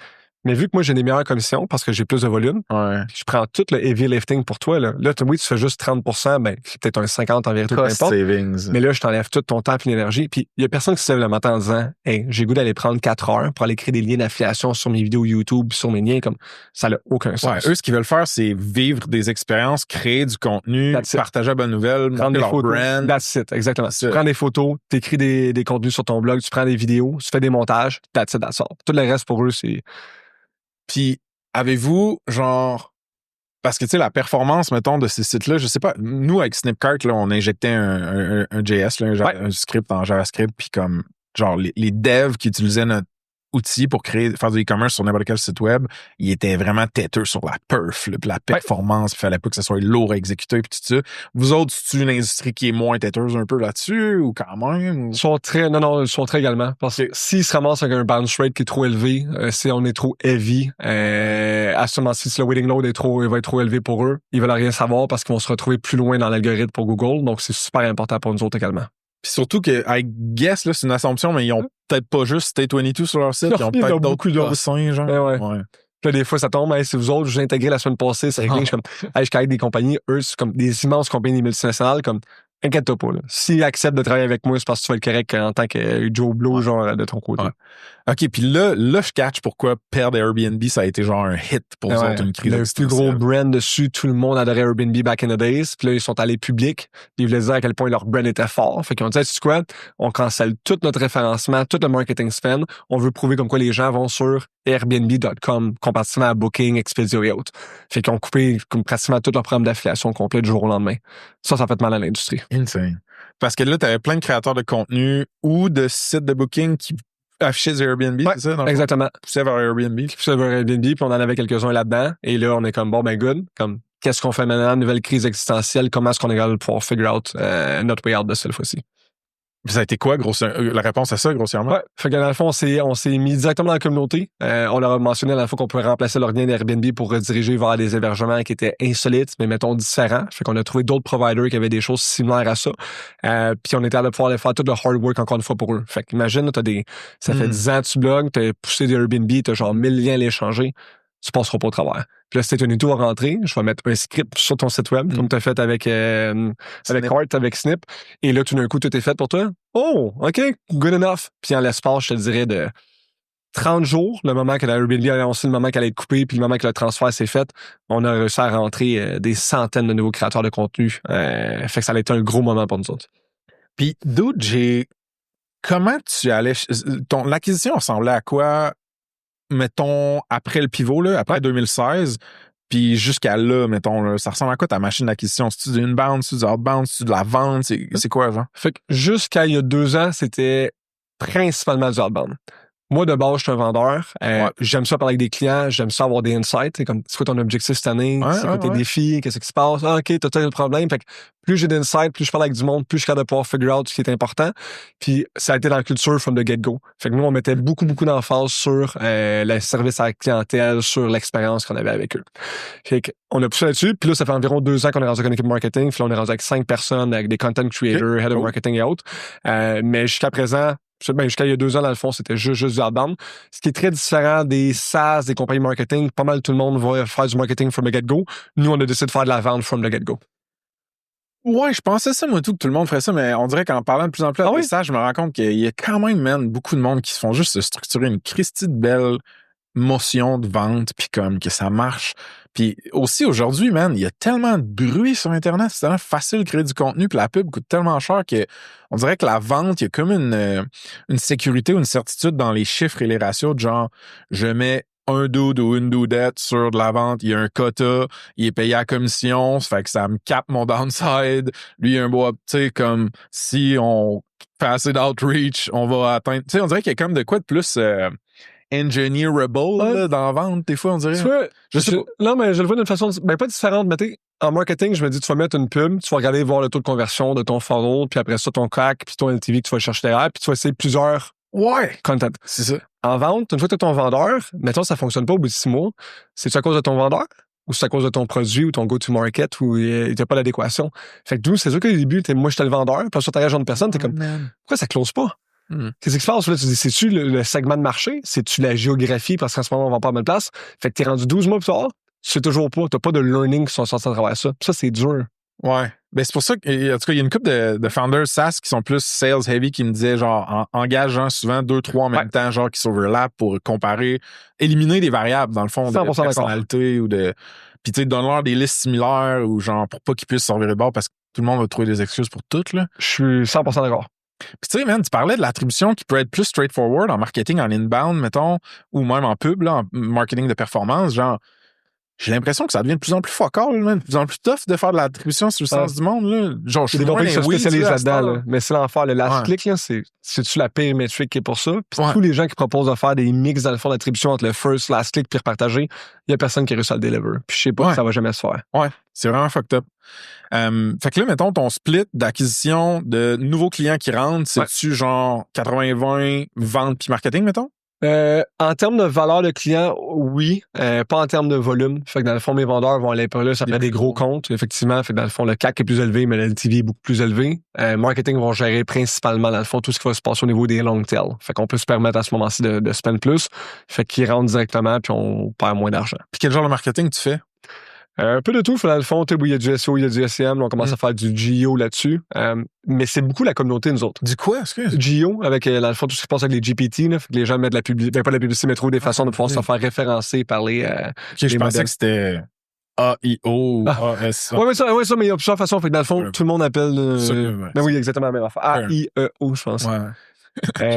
Nous, c'est beaucoup sur la communauté. Fait qu'on fait des trade shows, on va faire des conférences, on fait des ambassador group, on va faire des webinars, on va faire des referral programmes, des bonus points. On en fait tout sur tirer sur un paquet de marketing. Là, vous êtes pas... maintenant qu'on est rendu profitable, on peut se permettre de faire ces choses-là, ce que je pouvais pas faire il y a genre 3 ans. Puis t'as pas avec pas mal plus de ressources que moi. Mettons, on était une petite business bootstrap, il y avait juste moi longtemps, après ça, on était 2-3, on faisait rien contenu SEO, puis un peu de... Tu fais ce qui fonctionne. Ouais, exact. Tu peux peut-être voir ailleurs puis explorer d'autres channels quand tes choses fonctionnent bien. La vibe est-tu bonne entre tes vendeurs et tes marketers?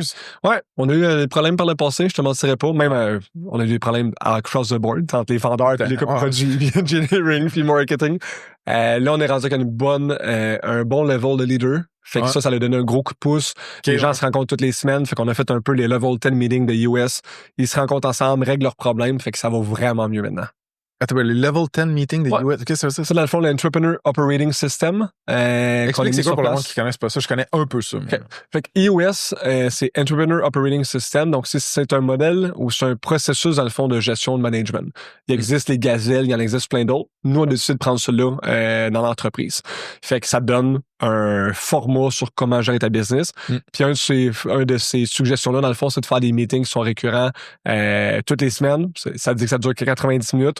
Tu règles les IDS, fait que tu trouves les problèmes majeurs dans l'entreprise, tu les résous. Puis après ça, ben là, tu fais dans le fond ton suivi. Fait que c'est quoi ton scorecard, de quoi on parle cette semaine, c'est quoi les challenges qu'on vit, c'est quoi les opportunités. Puis là, tu règles les affaires derrière. T'es-tu genre bien religieux là-dessus? Genre, êtes-vous vraiment tête sur l'implémentation de EOS? Mais on dirait que tout le monde qui le font, c'est le font genre. Mais parce que tu peux pas le faire à moitié. Tu on l'adapte pour nous autres. Fait qu'il y a quand même des changements qu'on fait à gauche pas à droite. Mais tu peux pas juste le faire, on va se rentrer une fois de temps à autre, puis on le prend à cœur, mais tu te présentes un meeting sur 2. Mais on prendra pas de notes, mais comme des fois, on va parler des choses importantes, mais des fois, on va juste faire des suivis. Fait que plus tu le prends à cœur, plus les gens autour de toi décident d'embarquer, ça change la game, là, je te le dis, là, ça devient intéressant maintenant. Toute la gang de Third Bridge font ça. Toute la gang de NextApp et Axify font ça. Il y en a plein qui roulent. Ça vient du livre de Gino, je sais pas quoi. Gino Hackman. Exactement. Gino Hackman, il y a Traction, il y en a plusieurs. C'est ça. Puis tu sais, la courbe d'apprentissage, parce que je sais qu'il y a tout un hostie de market autour de ça, de genre pro de iOS. Il y a des coachs. Dans ta business. Il y a 8 coachs à Montréal. Là. Bon, c'est ça. Bon, voilà. Comme, c'est-tu bien lourd en temps et en cash de genre get started avec implémenter ce framework-là pour gérer ta business, mettons? Ouais. Fallait pas. Dans le fond, je te le dirais. Mais non, mais pas moi. Un coach va te coûter entre 40 et 100 000, mettons, pour te donner une idée. Fait que, commence pas avec ça. Moi, ce que j'ai fait en 2021, c'est on a lu les livres. On a fait, OK, on s'en l'a fait recommander. Je voulais une structure en place. Fait que j'ai regardé Gazelle, j'ai regardé lui, j'ai regardé 2-3. Gazelle, je savais pas c'était quoi ça. Six Sigma, il y en a plein sur place. Et là, on a évalué, on est comme, bon, ben parfait, celui qui est le plus proche de ce qu'on veut, c'est lui. Lis les livres, on a mis ça en place. J'ai trouvé un mentor qui je connaissais qui pouvait me donner des idées sur comment l'appliquer. Tu l'avais déjà fait, genre? Ouais, je l'avais déjà fait. Okay. Là, ça fait 2 ans qu'on a le budget, puis on est comme, hey guys, on va amener ça à un autre niveau. Là, on fait venir un coach. OK, exactement. C'est bon. C'est genre. Toujours commencer un pas. Si on n'aurait pas aimé ça ou ça n'aurait pas fonctionné, on l'aurait sûrement tué, puis on aurait passé à autre chose. Malade. Puis ça, c'est-tu genre software agnostique? Genre, t'implémentes ça dans ta business, t'as pas besoin de software spécifique, tu gères tes scores de performance. Ouais, c'est ça. Mais tu peux faire, il existe des softwares qui servent juste à ça, comme 90, OS et compagnie. Nous, on utilise Trello, puis ça fonctionne super bien. OK, cool. Modèle gratuit, encore une fois, on est super cheap, mais comme, il y a bien des façons de pas avoir à payer pour ça. C'est ça qu'il faut, man. Puis, fait que là, je veux qu'on creuse sur l'élargissement un petit peu de ton ICP ou de tes industries que tu touches. Puis je veux aussi qu'on creuse sur l'AI. Dis-moi par laquelle tu veux commencer. Élargissement, parfait. Fait que là, j'imagine que vous avez tapé dans la niche du voyage long niche. C'est pas une niche, là. Ouais, c'est une business de 335 milliards de dollars. Ouais, quand même. Dans le vertical, ou dans l'industrie du voyage. Vraiment, pendant un bon bout, quel a été le point tournant de genre, alright guys, il faudrait peut-être qu'on touche d'autres mondes puis qu'on se mette à parler à d'autres mondes, à implémenter State22 ailleurs. Raconte-moi ça. Ouais. En mars 2024, Google décide de changer son algorithme. Donc, le Google Core Update. Nos partenaires perdent environ 40% de leur trafic en l'espace de quelques semaines. Massive change dans l'industrie. Fait que là, comme toutes les autres fois avant, c'est pas une crise de survie, celle-ci. On était quand même genre plus gros. Mais quand même un gros changement. Fait que là, 2 choses qu'on se rend compte. 1, les créateurs de contenu qui sont des monsieur, madame, tout le monde se font énormément frapper. Ceux qui passent au travers plus facilement, ça va être des publishers. Fait qu'encore une fois, t'es des Québécois qui ont des brands derrière, comme ici, toi, beaucoup plus facile pour eux ça à passer. Comme ça se passe. Comme ça se passe. Québécois puis ça se passe. Exactement, dans la même phrase. Québécois, ça se passe, tout le monde. Excuse-moi. Non, mais c'est bon, mais comme des brands qui sont plus gros, qui restent à les pas cher. Forbes, une bonne chose. Ouais. Et la deuxième affaire, on se rend compte que travel, c'est dur. Puis si on veut continuer à pouvoir faire de la croissance 100% year over year, on pourra pas le faire présentement que le marché est en train de s'en aller par en bas. Fait qu'il faut qu'on trouve une opportunité pour nous diversifier. Fait que ça faisait longtemps qu'on y pensait. On est comme nous, on vend des produits qui coûtent 450$. Tu sais, c'est cher, là, un voyage, là.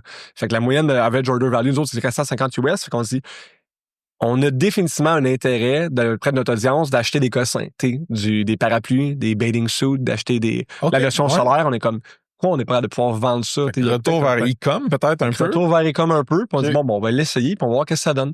Fait qu'on a décidé de lancer ça, dans le fond, dans le roadmap de 2024, puis on l'a lancé en février 2025 cette année. Fait qu'on a fait un partenariat avec Amazon pour nos créateurs de contenu. Puis en l'espace de quelques semaines, Product Market Fit, on est genre, let's go, ça scale, on a un taux de conversion qui est incroyable. On est genre, tout ça là, on avait une idée, on avait une assumption là-dessus, là, on a la preuve. Fait que là, on le scale. Dude, c'est insane, sauf que je suis en train de me dire, est-ce qu'il y a une dose d'éducation que tu dois injecter chez tes clients ou des nouveaux clients peut-être pour leur dire, yo guys, on peut aussi vendre ça, pas rien que des billets, des tours ou je sais pas quoi? C'est un des challenges qu'on a avec notre équipe de Partner Success. Tous les mois, là, on arrive avec un nouveau produit, mettons, au trimestre ou quelques mois, puis on est comme, comment est-ce qu'on le déploie? Est-ce qu'on le déploie across the board? Parce qu'on a l'accès à la plateforme, encore une fois. Fait que les gens vont-tu nous faire confiance, puis on y va, ou j'ai contact 1 à 1 pour leur dire, by the way, j'ai un nouveau produit, tu veux-tu en bénéficier? Puis ce qu'on a décidé de prendre comme stratégie, qui est pas nécessairement celle qui fait comme quoi on a le plus d'amis, c'est d'y aller directement across the board. Fait que ce qu'on fait, c'est qu'on déploie sur, mettons, une vingtaine, 30, 50, 100 partenaires. Une fois qu'on a les résultats qui prouvent comme quoi ça leur rapporte 10, 15, 20, 30%, 50% de revenus, là, on est comme parfait, let's go, on déploie. Quand le monde chiale, on va faire pas de trouble. Regarde ce que tu as fait comme argent dans la journée des années 72 heures, dans les derniers mois. Si tu veux, pas de problème, je vais te l'enlever. Message que tu laisses sur la table, 1000, 2000, 5000 $ là-dessus.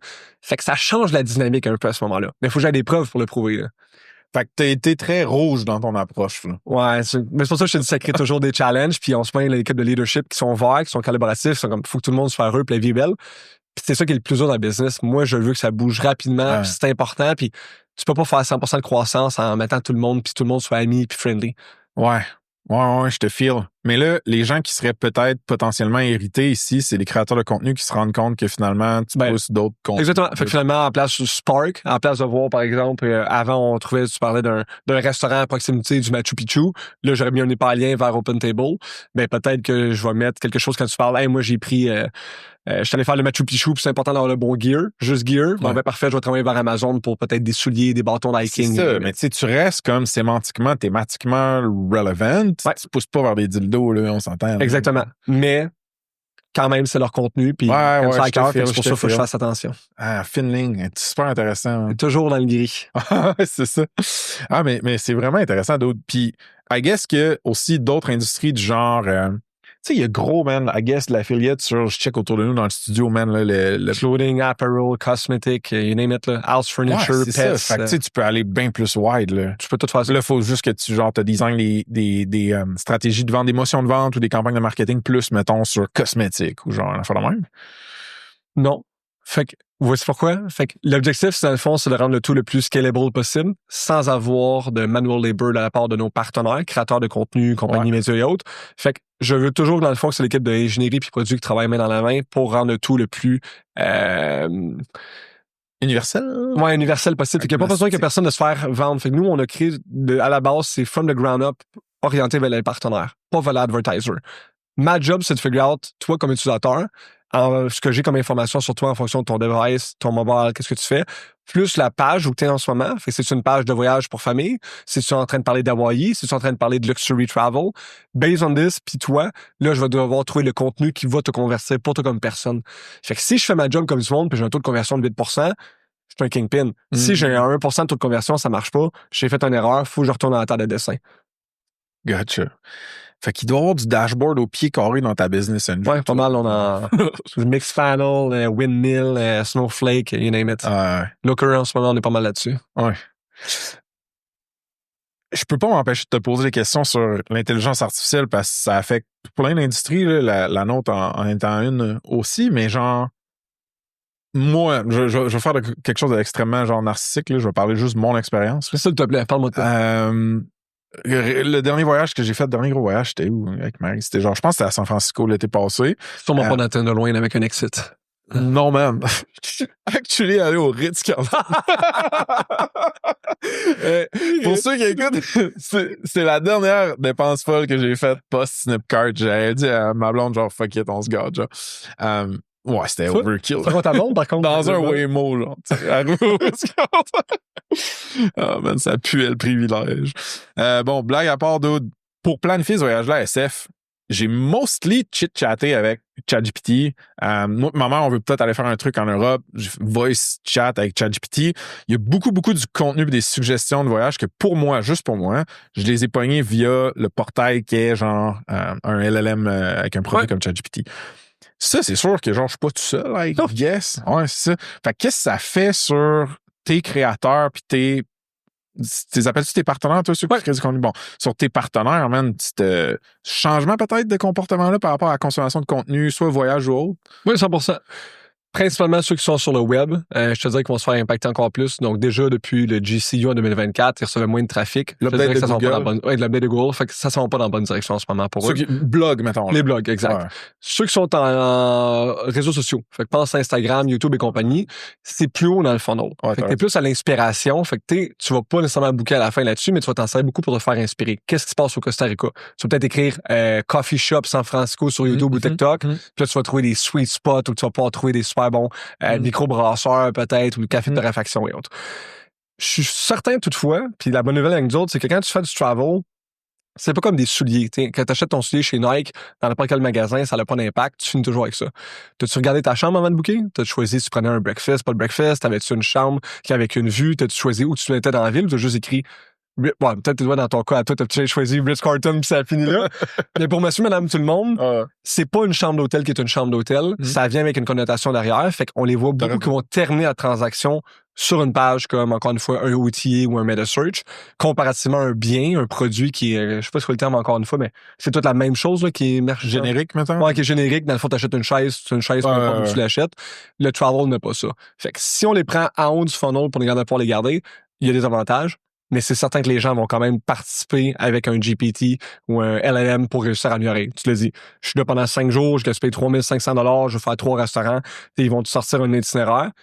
Par contre, je te garantis que tu vas finir pareil sur un site web ou un créateur de contenu qui va pouvoir t'inspirer pour les prochaines. Ouais, c'est comme si la confiance, l'expertise, la relation un peu parasociale que tu développes avec des gens qui ont vécu une expérience de voyager, elle reste importante puis partie de la transaction, genre. Puis la bonne nouvelle en voyage, c'est que les gens, surtout la nouvelle génération, voyagent principalement pour une expérience.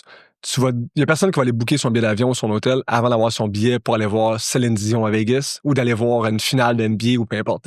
Si tu es un fan de vin, puis tu vas aller faire la route de Brome-Missisquoi, tu vas prendre ton billet, puis après ça, tu vas faire le reste dans le fond de ton planning. Parce que si tu n'as pas de billet dispo, tu n'iras pas faire la route des vins qui va se situer, par exemple, à Carthagène ou autre. Donc, il faut qu'on trouve une façon de pouvoir se mettre dans le processus. C'est ça un peu l'avantage du travel, c'est que si t'es un fan, tu vas finir par aller voir où est-ce que les fans finissent vont aller chercher l'information. Ça va finir quand même sur le web ou sur les réseaux sociaux. Ouais, c'est toutes les choses qui sont highly personnalisables, highly humaines, highly spécifiques, ça va vivre sur des médias comme TikTok, YouTube, genre whatever. Tu suis une personne. Fait que ça va quasiment barbeller un peu l'information sur le voyage, right? Tu vas avoir des affaires dans un LLM que ça répète sur un blog, mais le monde va aller dans le chat. C'était mon père qui s'en va en Floride, là. Et lui, il s'en va à la plage. C'est ça son activité. Il n'a pas besoin d'aller sur TikTok ou compagnie. Il dit parfait. Il est prêt à dire à son agent de dire hey, book-moi à proximité de la plage, voici mon budget, puis il posera pas plus de questions que ça. Il faut qu'il y ait une piscine, puis le reste, ça va finir là. Mais la plupart des gens ne bookent pas. Surtout la nouvelle génération, ils bookent pour une raison. Là. C'est quoi l'expérience qui est derrière?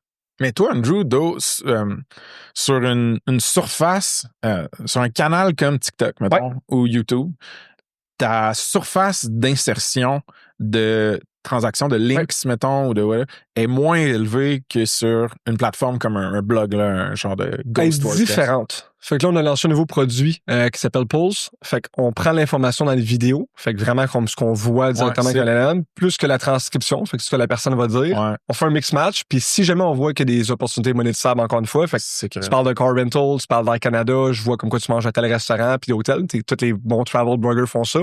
Tu vas non seulement le mettre avec un timestamp dans ton description, mais je vais pouvoir le mettre en overlay si tu as plus que 10 000 subscribers, par exemple. Il y a des overlays qui vont se mettre sur une vidéo YouTube en même temps. Fait que ça veut dire qu'il faut que tu sois plugger ces API de YouTube. YouTube, exactement. TikTok. Ou tu trouves des hacks pour passer au travers. Hey, dude, c'est insane, man. Ça m'intéresse vraiment. C'est une belle industrie. Tu veux jamais faire un investissement, c'est nous courant. Non, mais on aime beaucoup ça. Je pense qu'on est des passionnés. Mon investissement. J'ai pas fait tant d'argent. Mais ouais, non, c'est vraiment sick, man. Vraiment, vraiment. Puis, mettons, le travel n'existe plus du jour au lendemain. Là. Baguette magique, genre Evil. T'es obligé de spotter un autre segment de marché, genre qui a du média puis du contenu qui peut avoir de la high intent derrière, mettons. Ouais. Tu irais vers quoi, tu penses? Fait que 2 options. Soit je m'en vais vers 3 options. Soit je m'en vais vers ce qui a le meilleur taux de conversion. Fait que je sais qu'il y a déjà un besoin, il y a une opportunité, ça va pouvoir se book no matter what, des transactions. Ouais. Je peux prendre les valeurs les plus élevées des items. Fait qu'encore une fois, cosmétique versus household item, t'es très différent à ce niveau-là. Okay. En fonction soit de la valeur du produit ou la valeur de la commission. Fait que, mettons, tout le monde sait que le problème d'assurance, t'es payé plus cher que d'autres choses. Ou la meilleure chose, je pense, ça serait d'y aller vers où est-ce que le marché s'en va, où est-ce que les produits sont le moins pertinents, mettons des vieilles legacy products qui font un job de merde, puis où est-ce que je peux rentrer puis disrupt ça. C'est vraiment ça qui m'intéresserait le plus. Pour l'argent, tu peux toujours en faire plus tard, tu peux toujours convertir plus tard, améliorer ton produit, mais comme prendre de part un marché, puis tasser les gros joueurs, là, se battre avec contre le Goliath, là, c'est excitant, puis il n'y a rien qui motive une équipe comme ça. Malade. Cool, man. Puis toi, ton utilisation de l'intelligence artificielle, elle a-tu évolué? Question de merde, c'est sûr qu'elle a évolué. Faut que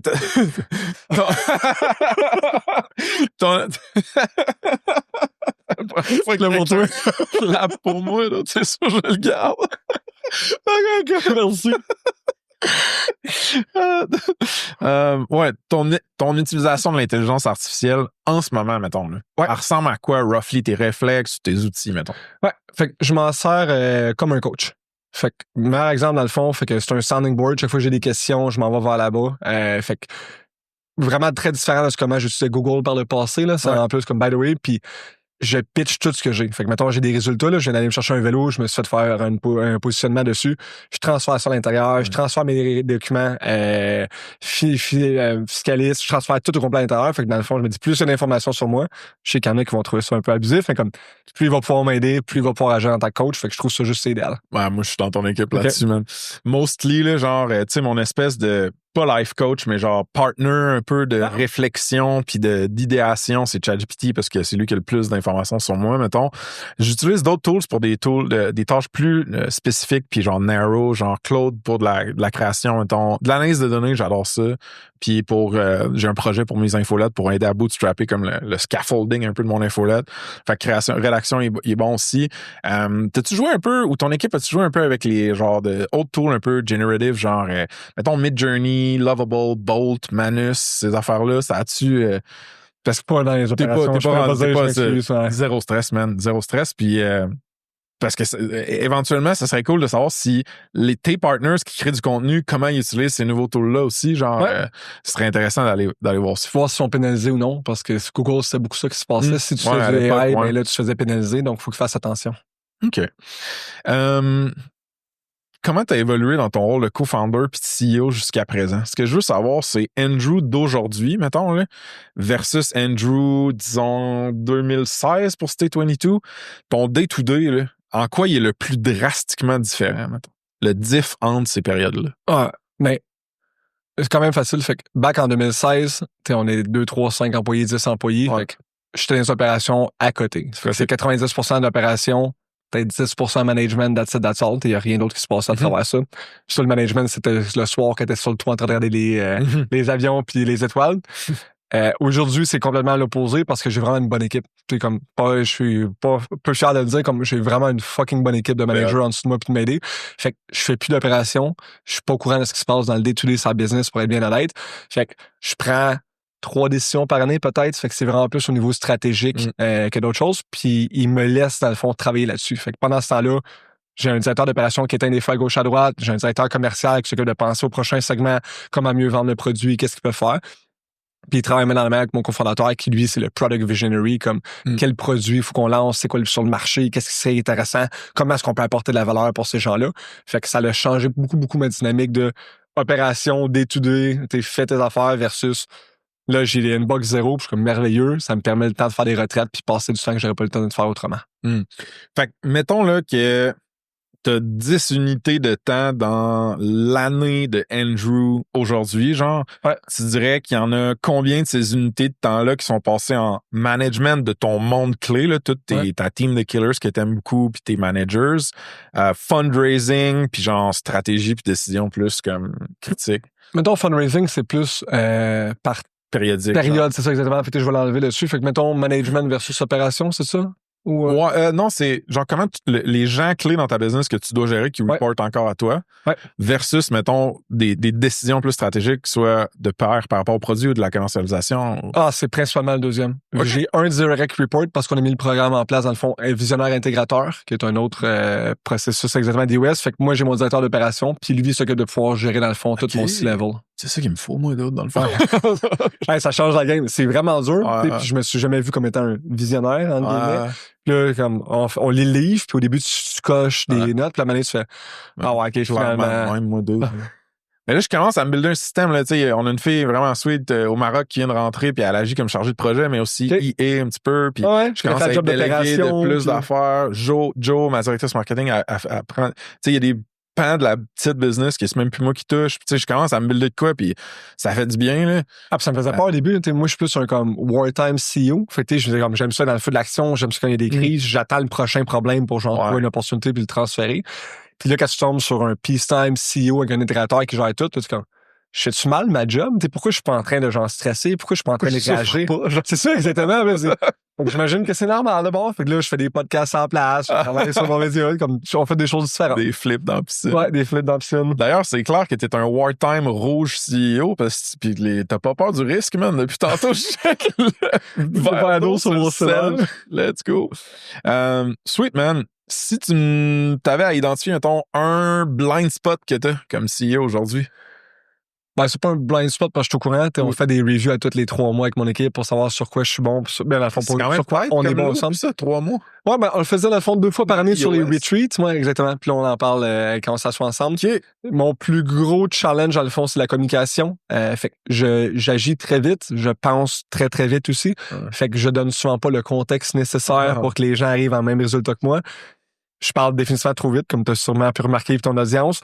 Fait qu'il faut que je trouve des façons de pouvoir slow down, donner plus de contexte, partager plus d'informations pour mieux communiquer avec les gens autour de moi. Puis ton unfair advantage, c'est l'autre côté de cette médaille-là? Ouais, c'est sûrement la rapidité d'exécution. Tu bouges vite. Il y a personne qui va nous rattraper à cause de ça. On bouge, on brise tout. Le fait qu'on itère si rapidement nous donne beaucoup plus d'avantages que la compétition, peu importe sur le marché. C'est vraiment intéressant, dude. J'aime ça savoir comment le monde qui ont du grit puis du succès, comme toi, s'entoure. Ouais, mais prends-le. Mais comment ils s'entourent, ces gens-là? Fait que là-dessus, genre, d'autres founders, des investisseurs qui jouent le rôle de mentor, des mentors tout court. Ça ressemble à quoi ton entourage d'entrepreneurs? Fait que j'ai un board of advisors que j'ai mis sur place. Fait que c'est des gens qui sont rémunérés avec des stock options. Dans pour la compagnie, là. Pour la compagnie, exact. Fait que c'est pas mal mon sounding board que je suis dans le day-to-day. Je parle beaucoup avec le chairman du board, fait que GF, qui est un gars qui vient justement de faire un exit récemment, une compagnie à Montréal. Et en dehors de ça, ben, j'ai tout mon groupe de EO, fait qu'Entrepreneur Organization. Donc, on est un forum de 9 personnes avec qui je parle dans mon day-to-day. Puis j'ai ma liste d'entrepreneurs qu'on se parle, mettons, toutes les semaines. Fait que c'est des gars qui sont passés à travers soit Founder Fuel avec moi, MT Lab, qui a eu des introductions à travers du temps. Puis on se parle, tu sais, comme, quand t'as un 15 minutes, t'appelles, hey, by the way, j'ai un problème avec mon board, hey, j'ai un problème avec mon leadership, j'ai un problème avec ça, peux-tu m'aider? Tel document n'a pas fonctionné, je me signe pour ça. Fait qu'on se challenge mutuellement, là-dessus. Ça donne un gros coup de pouce. Ça, c'est pas un group text, là. C'est tout des one-on-one. C'est des one-on-one. J'ai essayé par des group texts, c'est pas aussi avantageux, je te dirais. Je suis meilleur en one-on-one principalement. Fait que t'as un réseau fort, man, quand même, là. Ben, ouais. Mais on n'a pas le choix, tu sais, comme, on a besoin d'un village pour élever un écosystème, blablabla. Comme, puis il y a tellement de monde qui nous ont aidés dans le temps que j'ai pas le choix, dans le fond, comme on en a vraiment besoin. Qu'est-ce qui est le plus tough à propos de travailler avec toi? C'est-tu le truc que tu as mentionné plus tôt? Ouais, c'est de me suivre.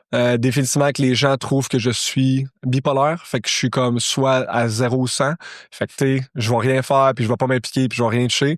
Puis quand ça fera pas nécessairement mon affaire, ou quand ça va commencer à trop niaiser, à un moment donné, je vais faire comme good. Je reprends ça en dessous de moi. Puis, ça fait. Puis je vais prendre ça en dessous de moi, puis je vais me pitcher à 300%. Puis là, ils trouvent comme give me a break, comme qu'est-ce que tu fais, laisse-moi vivre, puis ça va te ressembler plus à du micromanagement. Mais c'est ça, je suis 0 ou 100, il n'y a pas d'in-between. Gotcha.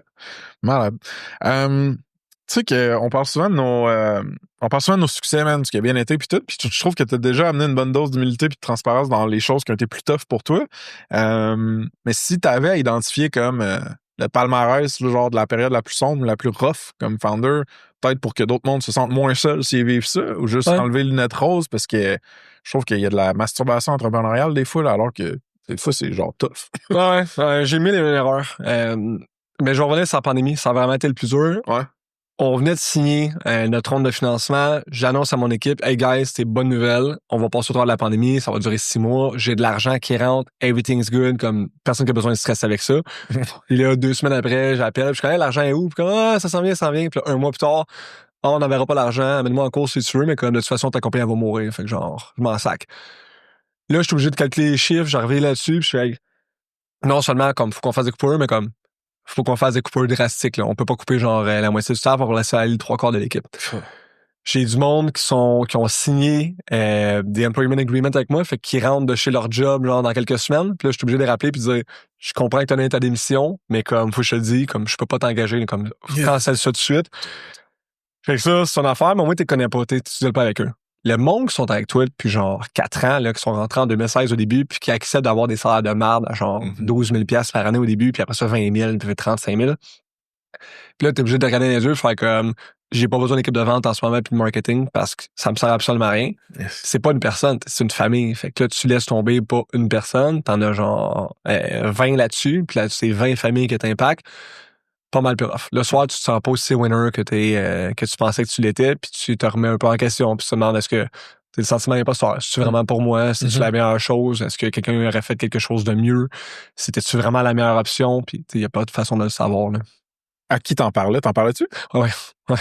Encore une fois, avec founders ou... Ouais, avec d'autres fondateurs. Parce que dans le fond, j'appelle ma mère, puis là, je raconte ça, puis comme, Andrew, inquiète-toi pas. Il y a toujours une raison pour tout dans la vie. Ça va bien se passer. Mais non, mais c'est exactement ça. Je connais, merci, mais tu connais rien en business. C'est genre, oublie ça. Ouais. Puis à la passe, puis genre, elle me donne une petite tape dans l'épaule, puis ça va bien se passer parce que... Mais c'est drôle que tu dises ça, puis genre, c'est pas pour plugger mes shit, mais quand je fais le pitch de la communauté privée de Ça se passe à des founders, que j'invite, mettons, c'est souvent... Il te faut un safe space pertinent pour parler d'enjeux que tes investisseurs et ou tes co-founders, des fois même, tu veux pas leur en parler parce que t'as pas les incentives sont pas alignés. Mettons, ils veulent pas nécessairement voir une vulnérabilité ou une faiblesse ou un doute, genre, ou un risque. Après ça, tes employés, même chose, genre. Jamais, mais non. Ouais. Puis après ça, ta famille, tes amis, le monde qui t'aime vraiment, c'est pas que l'intention est pas là, c'est la compréhension. Fait que les ramp up à genre, voici les stakes puis les différentes parties qui bougent, ça serait tellement long que genre, ça sert à rien. Fait que souvent, la seule personne à qui tu peux parler, c'est d'autres founders. Ouais. Fait que ça, c'est un des pitchs que je fais, fait que je te file là-dessus, man. Pas souvent, genre, uniquement, c'est la seule personne à qui tu peux en parler, puis on a tous la même erreur de founder, comme, t'arrives à un problème, t'es comme, OK, mais t'as-tu pensé à ça, telle personne, je vais t'introduire, blablabla, puis là, t'arrives, t'es comme, merci pour tout ça, mais ce que je voulais, c'est juste me dire, genre, OK, by the way, I hear you, puis comme, it's gonna be fine. Ouais, man.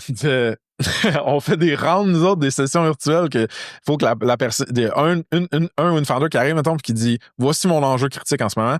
Puis là, la première round du hot seat, laser seat, je sais pas quoi, c'est juste poser des questions pour comprendre l'enjeu. Dans la première round, tout le monde est là. Non, mais le TAM de telle affaire, tu devrais faire ça. Puis c'est non, tabarnak. Là, c'est des questions. Calmez-vous. On a tous le même problème. All right. Parle-moi donc de fundraising un petit peu. On s'en va vers notre closing, là. Fundraising comme Startup Keb, y a-tu des conseils à donner, une anecdote à raconter par rapport à ton expérience de fundraising ici? Ouais, c'est tough. C'est tough. La communauté a beaucoup changé dans le moment qu'on a commencé en 2011 dans l'industrie versus aujourd'hui. Les fonds, Ange Québec n'est pas ce qu'Ange Québec est aujourd'hui. Je vais être honnête, là, j'ai donné beaucoup de mal à Ange Québec, puis je ne portais pas dans mon cœur dessus. Puis là, ils sont avec une nouvelle administration. La qualité des anges est rendue vraiment à un autre niveau aussi. Fait que c'est du monde qui ont fait des exits, qui sont rendus pertinents dessus. C'est plus cool. C'est pas à dire, mais c'est plus des garagistes ou des pharmaciens, puis du monde qui ont dessus. Fait que vraiment plus le fun au niveau de leur réseau, de leur expertise à rentrer. Nice. Mais ça bouge quand même pas vite. Les pitchs au Québec, quand on le faisait des VC, c'était by the way, comme voici le plan d'affaires, puis on tombe profitable, puis il n'y a pas trop de danger, puis le monde aime bien ça. T'es dérisqué, il n'y a pas trop de trouble. Fais pas ça aux US. Si t'es profitable, il n'y en a sur rien à battre. Ça a peut-être changé un peu aujourd'hui avec les conditions de marché, mais dans le temps, c'est voici comment est-ce que je vais devenir le leader, que je vais prendre tous les market share, puis ça va être moi qui va win. Ton plan C de genre arriver à la profitabilité, là, c'est un échec pour moi. Fait que cancelle ça tout de suite. Fait que oui, il y a des différentes choses. Moi, ça a bien fonctionné. Ici ou aux US? Ou mais les deux dans le fond. Okay, fait qu'on a levé les deux dessus. OK. Combien de temps ça te prend une round de financement? Puis quand tu es en round de financement, ça prend-tu genre la majorité de ton temps comme founder CEO? Ouais, fait que dépend à quel stade, tu sais, entre un pre-seed et puis mettons un série B ou autre, c'est sûr que ça va être différent, mais oui, ça prend beaucoup de ton temps. Peu importe au stade où tu es, dans le fond, ça va être ça que tu vas faire principalement. Fait que faut que tu t'assures d'avoir une bonne équipe derrière pour continuer à croître. Parce que sinon, pas que les ups Mais non, c'est ça. Si c'est en train de descendre pendant que t'es pas là, ça prouve à quel point la business n'est pas assez forte. Fait que les gens vont décider de pas investir. Puis ta dernière round, c'était une A ou une B? Ouais, c'est comme une B une A qu'on a cherché qui a finalement jamais closé. Fait que. OK. Jamais fini. Fait que. OK. On a pris l'argent qu'il y avait des investisseurs qui l'ont envoyé. OK. Puis le reste, ben, on est en train d'attendre après encore. OK. Fait que celle-là est pas. Je pourrais pas te demander le timeline de celle-là. Fair enough, man. Cool. Fait que si t'avais un ou deux conseils à donner à des founders qui s'apprêtent à lever, mettons, leur seed. Ouais. Monthly updates. Moi, ça fait 9 ans que je l'envoie tous les mois. Je te dirais que c'est la meilleure façon de pouvoir connecter de dots. Les gens me disent à quel point, encore une fois, c'est merveilleux, puis c'est formidable, puis c'est une bonne façon de pouvoir rester en contact. Fait qu'à la place de faire genre des catch-up une fois par trimestre, t'envoies ça, tu parles des challenges, t'es transparent. Moi, ça a été vraiment un game changer. Puis la préparer d'avance. Si t'es en train de lever un pre-seed ou un seed, t'as une des 3 choses pour réussir. Soit t'as une mission, une vision incroyable que les gens peuvent rallier bien, c'est comme, je pense que ça se peut. Soit t'as un team de feu, t'as avec des gros logos, des grosses écoles comme genre qui prouvent comme quoi genre t'as du monde avec un gros réseau, ou t'as de l'attraction. Si t'as pas les 3, attelle-toi, mon chum. Rien des 3, ouais. Ça passera pas au travers. Sinon, choisis sur quoi tu y vas, puis mets toute ton énergie là-dessus. De façon générale, aujourd'hui, tu trouves ça tough embaucher du bon monde puis les garder? Fait que là, aujourd'hui, en date de juin, oui, c'est plus dur en ce moment. Puis avec l'été, ça va être une partie encore plus difficile. Fait que jusqu'à septembre, mes recruteurs m'ont dit comme quoi, genre, on va prendre ça smooth puis on a la misère à engager à cause des vacances. Là, mon environnement va dessus. On a beaucoup plus de facilité en 2024. Mais là, on est rendu, un cool kid de start-up. On se scale up à Montréal. Fait qu'on a un bon brand. On a genre une 15aine de positions d'ouvertes. C'est plus facile que ça n'était avant, mais c'est quand même très difficile. Puis, c'est tes directeurs, directrices, opérateurs, opératrices qui le font l'embauche ou toi, tu es impliqué pas mal? Fait que maintenant, je suis impliqué sur le dernier processus d'embauche. Fait que je me suis dit pour les 100 premières personnes, puis ça, j'ai appris ça, je pense, de Nick chez du Proprio, qu'il avait fait avec La Ruche. Fait que les 100 premières, je veux les faire. Fait que je fais la dernière entrevue pour la culture. 85-90% du monde, c'est thumbs up, il n'y a pas de souci. Là. Dans 5 ans, tu vas être en fundraising, tu vas avoir acheté une autre compagnie, tu vas avoir vendu ta compagnie. T'as-tu une idée de la vision, c'était 20? Tout ça. Tout ça. Parfait. C'est correct. Keeping options open, man. C'est bien correct, man. Puis... J'ai une petite dernière question, en fait. Mais là, vous faites plus juste du voyage, là, mais ça reste quand même dans votre ADN. Oui, 85% des revenus arrivent de là. Fait que quand t'embauches, genre, tu optimises pour ça? Est-ce que le monde doit être des voyageurs, avoir voyagé, aimer pour ça? Non, faut juste qu'ils travaillent sur leur job, genre. Ils sont bons dans leurs skills, puis ont les 3 valeurs de la business. Tout le reste va être fonctionnel. Il y a beaucoup de gens qui rentrent, puis sont hey, c'est le fun de voyager à travers le monde. Les vendeurs, principalement, puis on est content parce que à 20 ans, ils sont genre, hey, j'ai le goût d'aller voyager, puis ça va être le fun, puis je suis comme, ils vont en faire des conférences, des trade shows. Là, je suis rendu à 38. Genre, je vais être dans la maison avec ma famille, j'ai plus le goût d'aller voyager à gauche, pas à droite, puis eux sont contents de vivre dans leur valise. Fait que, parfait, tout le monde est content. Malade. Y a-t-il un SaaS à l'interne ou dans ton utilisation personnelle qui vous amène du bonheur ou qui vous fait triper? Ouais. Je sais pas si je dirais bonheur, mais on va dire Slack. Puis à cause des Achievement Channel où on partage les bons coups. OK. Vous avez ça comme culture à fait que les gens, on a un channel qui s'appelle Memories. Fait que le monde met leur niaiserie là-dessus. Puis ça nous permet de rester comme plus proche un de l'autre. Puis genre, on s'entend là sur une culture bien relax aussi. Là, on n'est pas une grosse compagnie Fortune 500 comme Coca-Cola. Fait qu'on peut se permettre de niaiser encore. Ouais. All right, man. Écoute, dude, c'était insane, man. J'ai l'impression que je pourrais te parler de 37 autres affaires, mais on est pas mal sur notre closing. T'as-tu des shameless plugs pour finir? Des jobs d'ouvertes, comme tu as mentionné? On a 15 positions d'ouvertes en ce moment. On cherche pour l'URL? Stay22.com. Vous allez pouvoir directement voir au bas. Career. Exactement. Merci. Okay. Puis si le monde a des questions par rapport à ton background, man, juste comme ton histoire, ce qu'ils ont entendu sur le pod, ils peuvent t'écrire sur LinkedIn. 100%. Moi, j'adore parler avec le monde. Fait que dès que vous soyez entrepreneur, vous avez des questions sur l'industrie, vous voulez lancer en affaires, vous voulez jaser pour raison X, Y, Z, ça va me faire plaisir de donner mon temps. Fait que soit sur LinkedIn ou écrivez-moi à andrew@stay22.com. Man, c'était un plaisir de te rencontrer sur le podcast, mon gars. Félicitations pour ton passage avec la dent chipée en personne. Merci. Premier passage, ça se passe. On en profite. It's a wrap. All right, folks. Avec Ça se passe, on a une infolette de feu hebdomadaire qui est très moitié fun, moitié fond à notre sauce. Il y a des hot takes, des expérimentations que je fais, des histoires vraies de SaaS, vraiment pour t'aider à prendre les meilleures décisions, que ce soit par rapport à ta compagnie ou ta carrière. C'est une place où je peux être 100% moi-même. Ça fait du bien, j'adore ça écrire. Fait que d'avoir ce outlet-là, c'est complètement motivant pour moi. Il y a plus qu'il y a 850 SaaS folks puis curieux qui nous suivent. Ça augmente chaque semaine. J'aimerais ça que vous en fassiez partie puis qu'on se rende à 1000 puis qu'on se rende encore plus que ça. Ben franchement, ça me craint au bout d'avoir des nouveaux abonnés qui se joignent sur l'infolette. Ça me craint à continuer d'écrire, à continuer de faire de la recherche, de me poser des questions, d'analyser ma conversation avec cette fondatrice-là ou ce fondateur-là. Ça pourrait être transformé en un éditorial que moi, j'amène dans l'infolette. Fait que, si vous voulez aussi, vous pouvez joindre les SaaS Pals. On a un petit forfait payant là, qui permet de nous supporter directement comme individu ou comme compagnie. On a déjà plus que 22 personnes qui nous supportent comme ça. C'est insane. J'en reviens pas. Puis eux, ils font ça en échange contre des extra goodies, right? Fait que pense à, mettons, des updates extra que je fais avec personne d'autre qu'avec eux, des previews de la roadmap du podcast, des rabais sur les événements puis d'autres trucs. Fait que vous pouvez aller sur saspace.com. Il y a un pop-up qui va vous apparaître d'en face en théorie. Puis sinon, il y a, dans le footer, vous pouvez vous inscrire. Sinon, vous googlez SasPass puis Beehive. C'est l'outil qu'on utilise pour l'infolettre.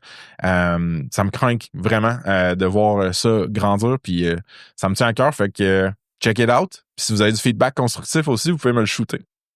Alright, folks, un petit shout-out à Apollo 13, partenaire produit SasPass. C'est un studio no-code, low-code spécialisé en MVP qui look good puis qui scale pas pire pantoute.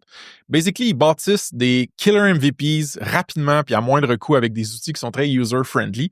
Donc, check them out sur saspass.com/partenaire avec un S. Il y a une solide entrevue avec leur associé et directeur, M. Olivier Rousseau. OK, de retour au pod. SasPass, c'est une business d'amour, une business indépendante. Il y a un paquet de choses que vous pouvez faire pour nous supporter dans notre croissance, pour qu'on puisse continuer de créer du contenu de feu, d'organiser des beaux events, puis de mousser, puis tirer par le haut cette communauté de tech-là qu'on a au Québec. First, si vous n'avez pas ajouté votre SaaS sur notre plateforme, allez sur saspass.com, il y a un gros bouton mauve pour faire juste ça. Vous pouvez check out le job board si vous avez une offre d'emploi quelconque, c'est gratuit, un outil super cool pour toute notre audience puis notre réseau. Si vous ne nous suivez pas déjà par rapport au pod sur Spotify, Apple Podcasts, allez faire ça s'il vous plaît. Puis vous pouvez aussi nous laisser un review, ça nous aide vraiment beaucoup. Vous pouvez nous suivre sur YouTube, qu'on investit de plus en plus là-dedans. On met des shorts, le plus de contenu possible, que ce soit organique ou avec des partners. Fait que check this out. Si vous voulez venir aux événements puis pas manquer de billets parce qu'on est souvent sold out, vous devriez nous suivre sur Eventbrite. Fait que vous allez sur Eventbrite, vous écrivez SasPass, vous pouvez vous abonner puis avoir des notifications. On fait ça roughly à peu près chaque mois-ish.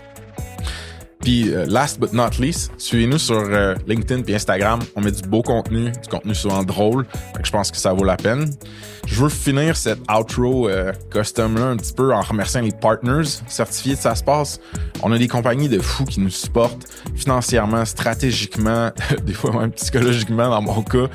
Puis sans ces compagnies-là, la majorité du revenu de SasPass n'existerait pas puis on pourrait pas faire ça. Right?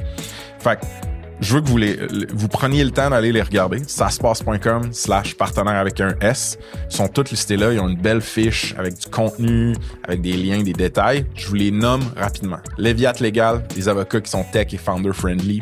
Le Chiffre, des comptables et fiscalistes qui sont calés en tech aussi. Baseline, des gros geeks pour innover avec l'AI. Unicorn, des experts cloud AWS pour optimiser et scaler votre infrastructure. Puis on a aussi cette année des partners produits. Donc Vasco, une plateforme RevOps pour votre go-to-market. Missive, un inbox collaboratif pour vos teams, pour vos communications de team, pardon. Puis Apollo 13, un studio no-code pour construire des MVPs puis des side projects. Vous pouvez tout aller les voir sur saspass.com/partenaire avec un S. Puis moi, du fond du cœur, je vous dis juste merci de nous suivre et de nous supporter. C'est insane comme aventure, ce qu'on a lancé là. Puis je suis bien privilégié de pouvoir faire ça. Cheers!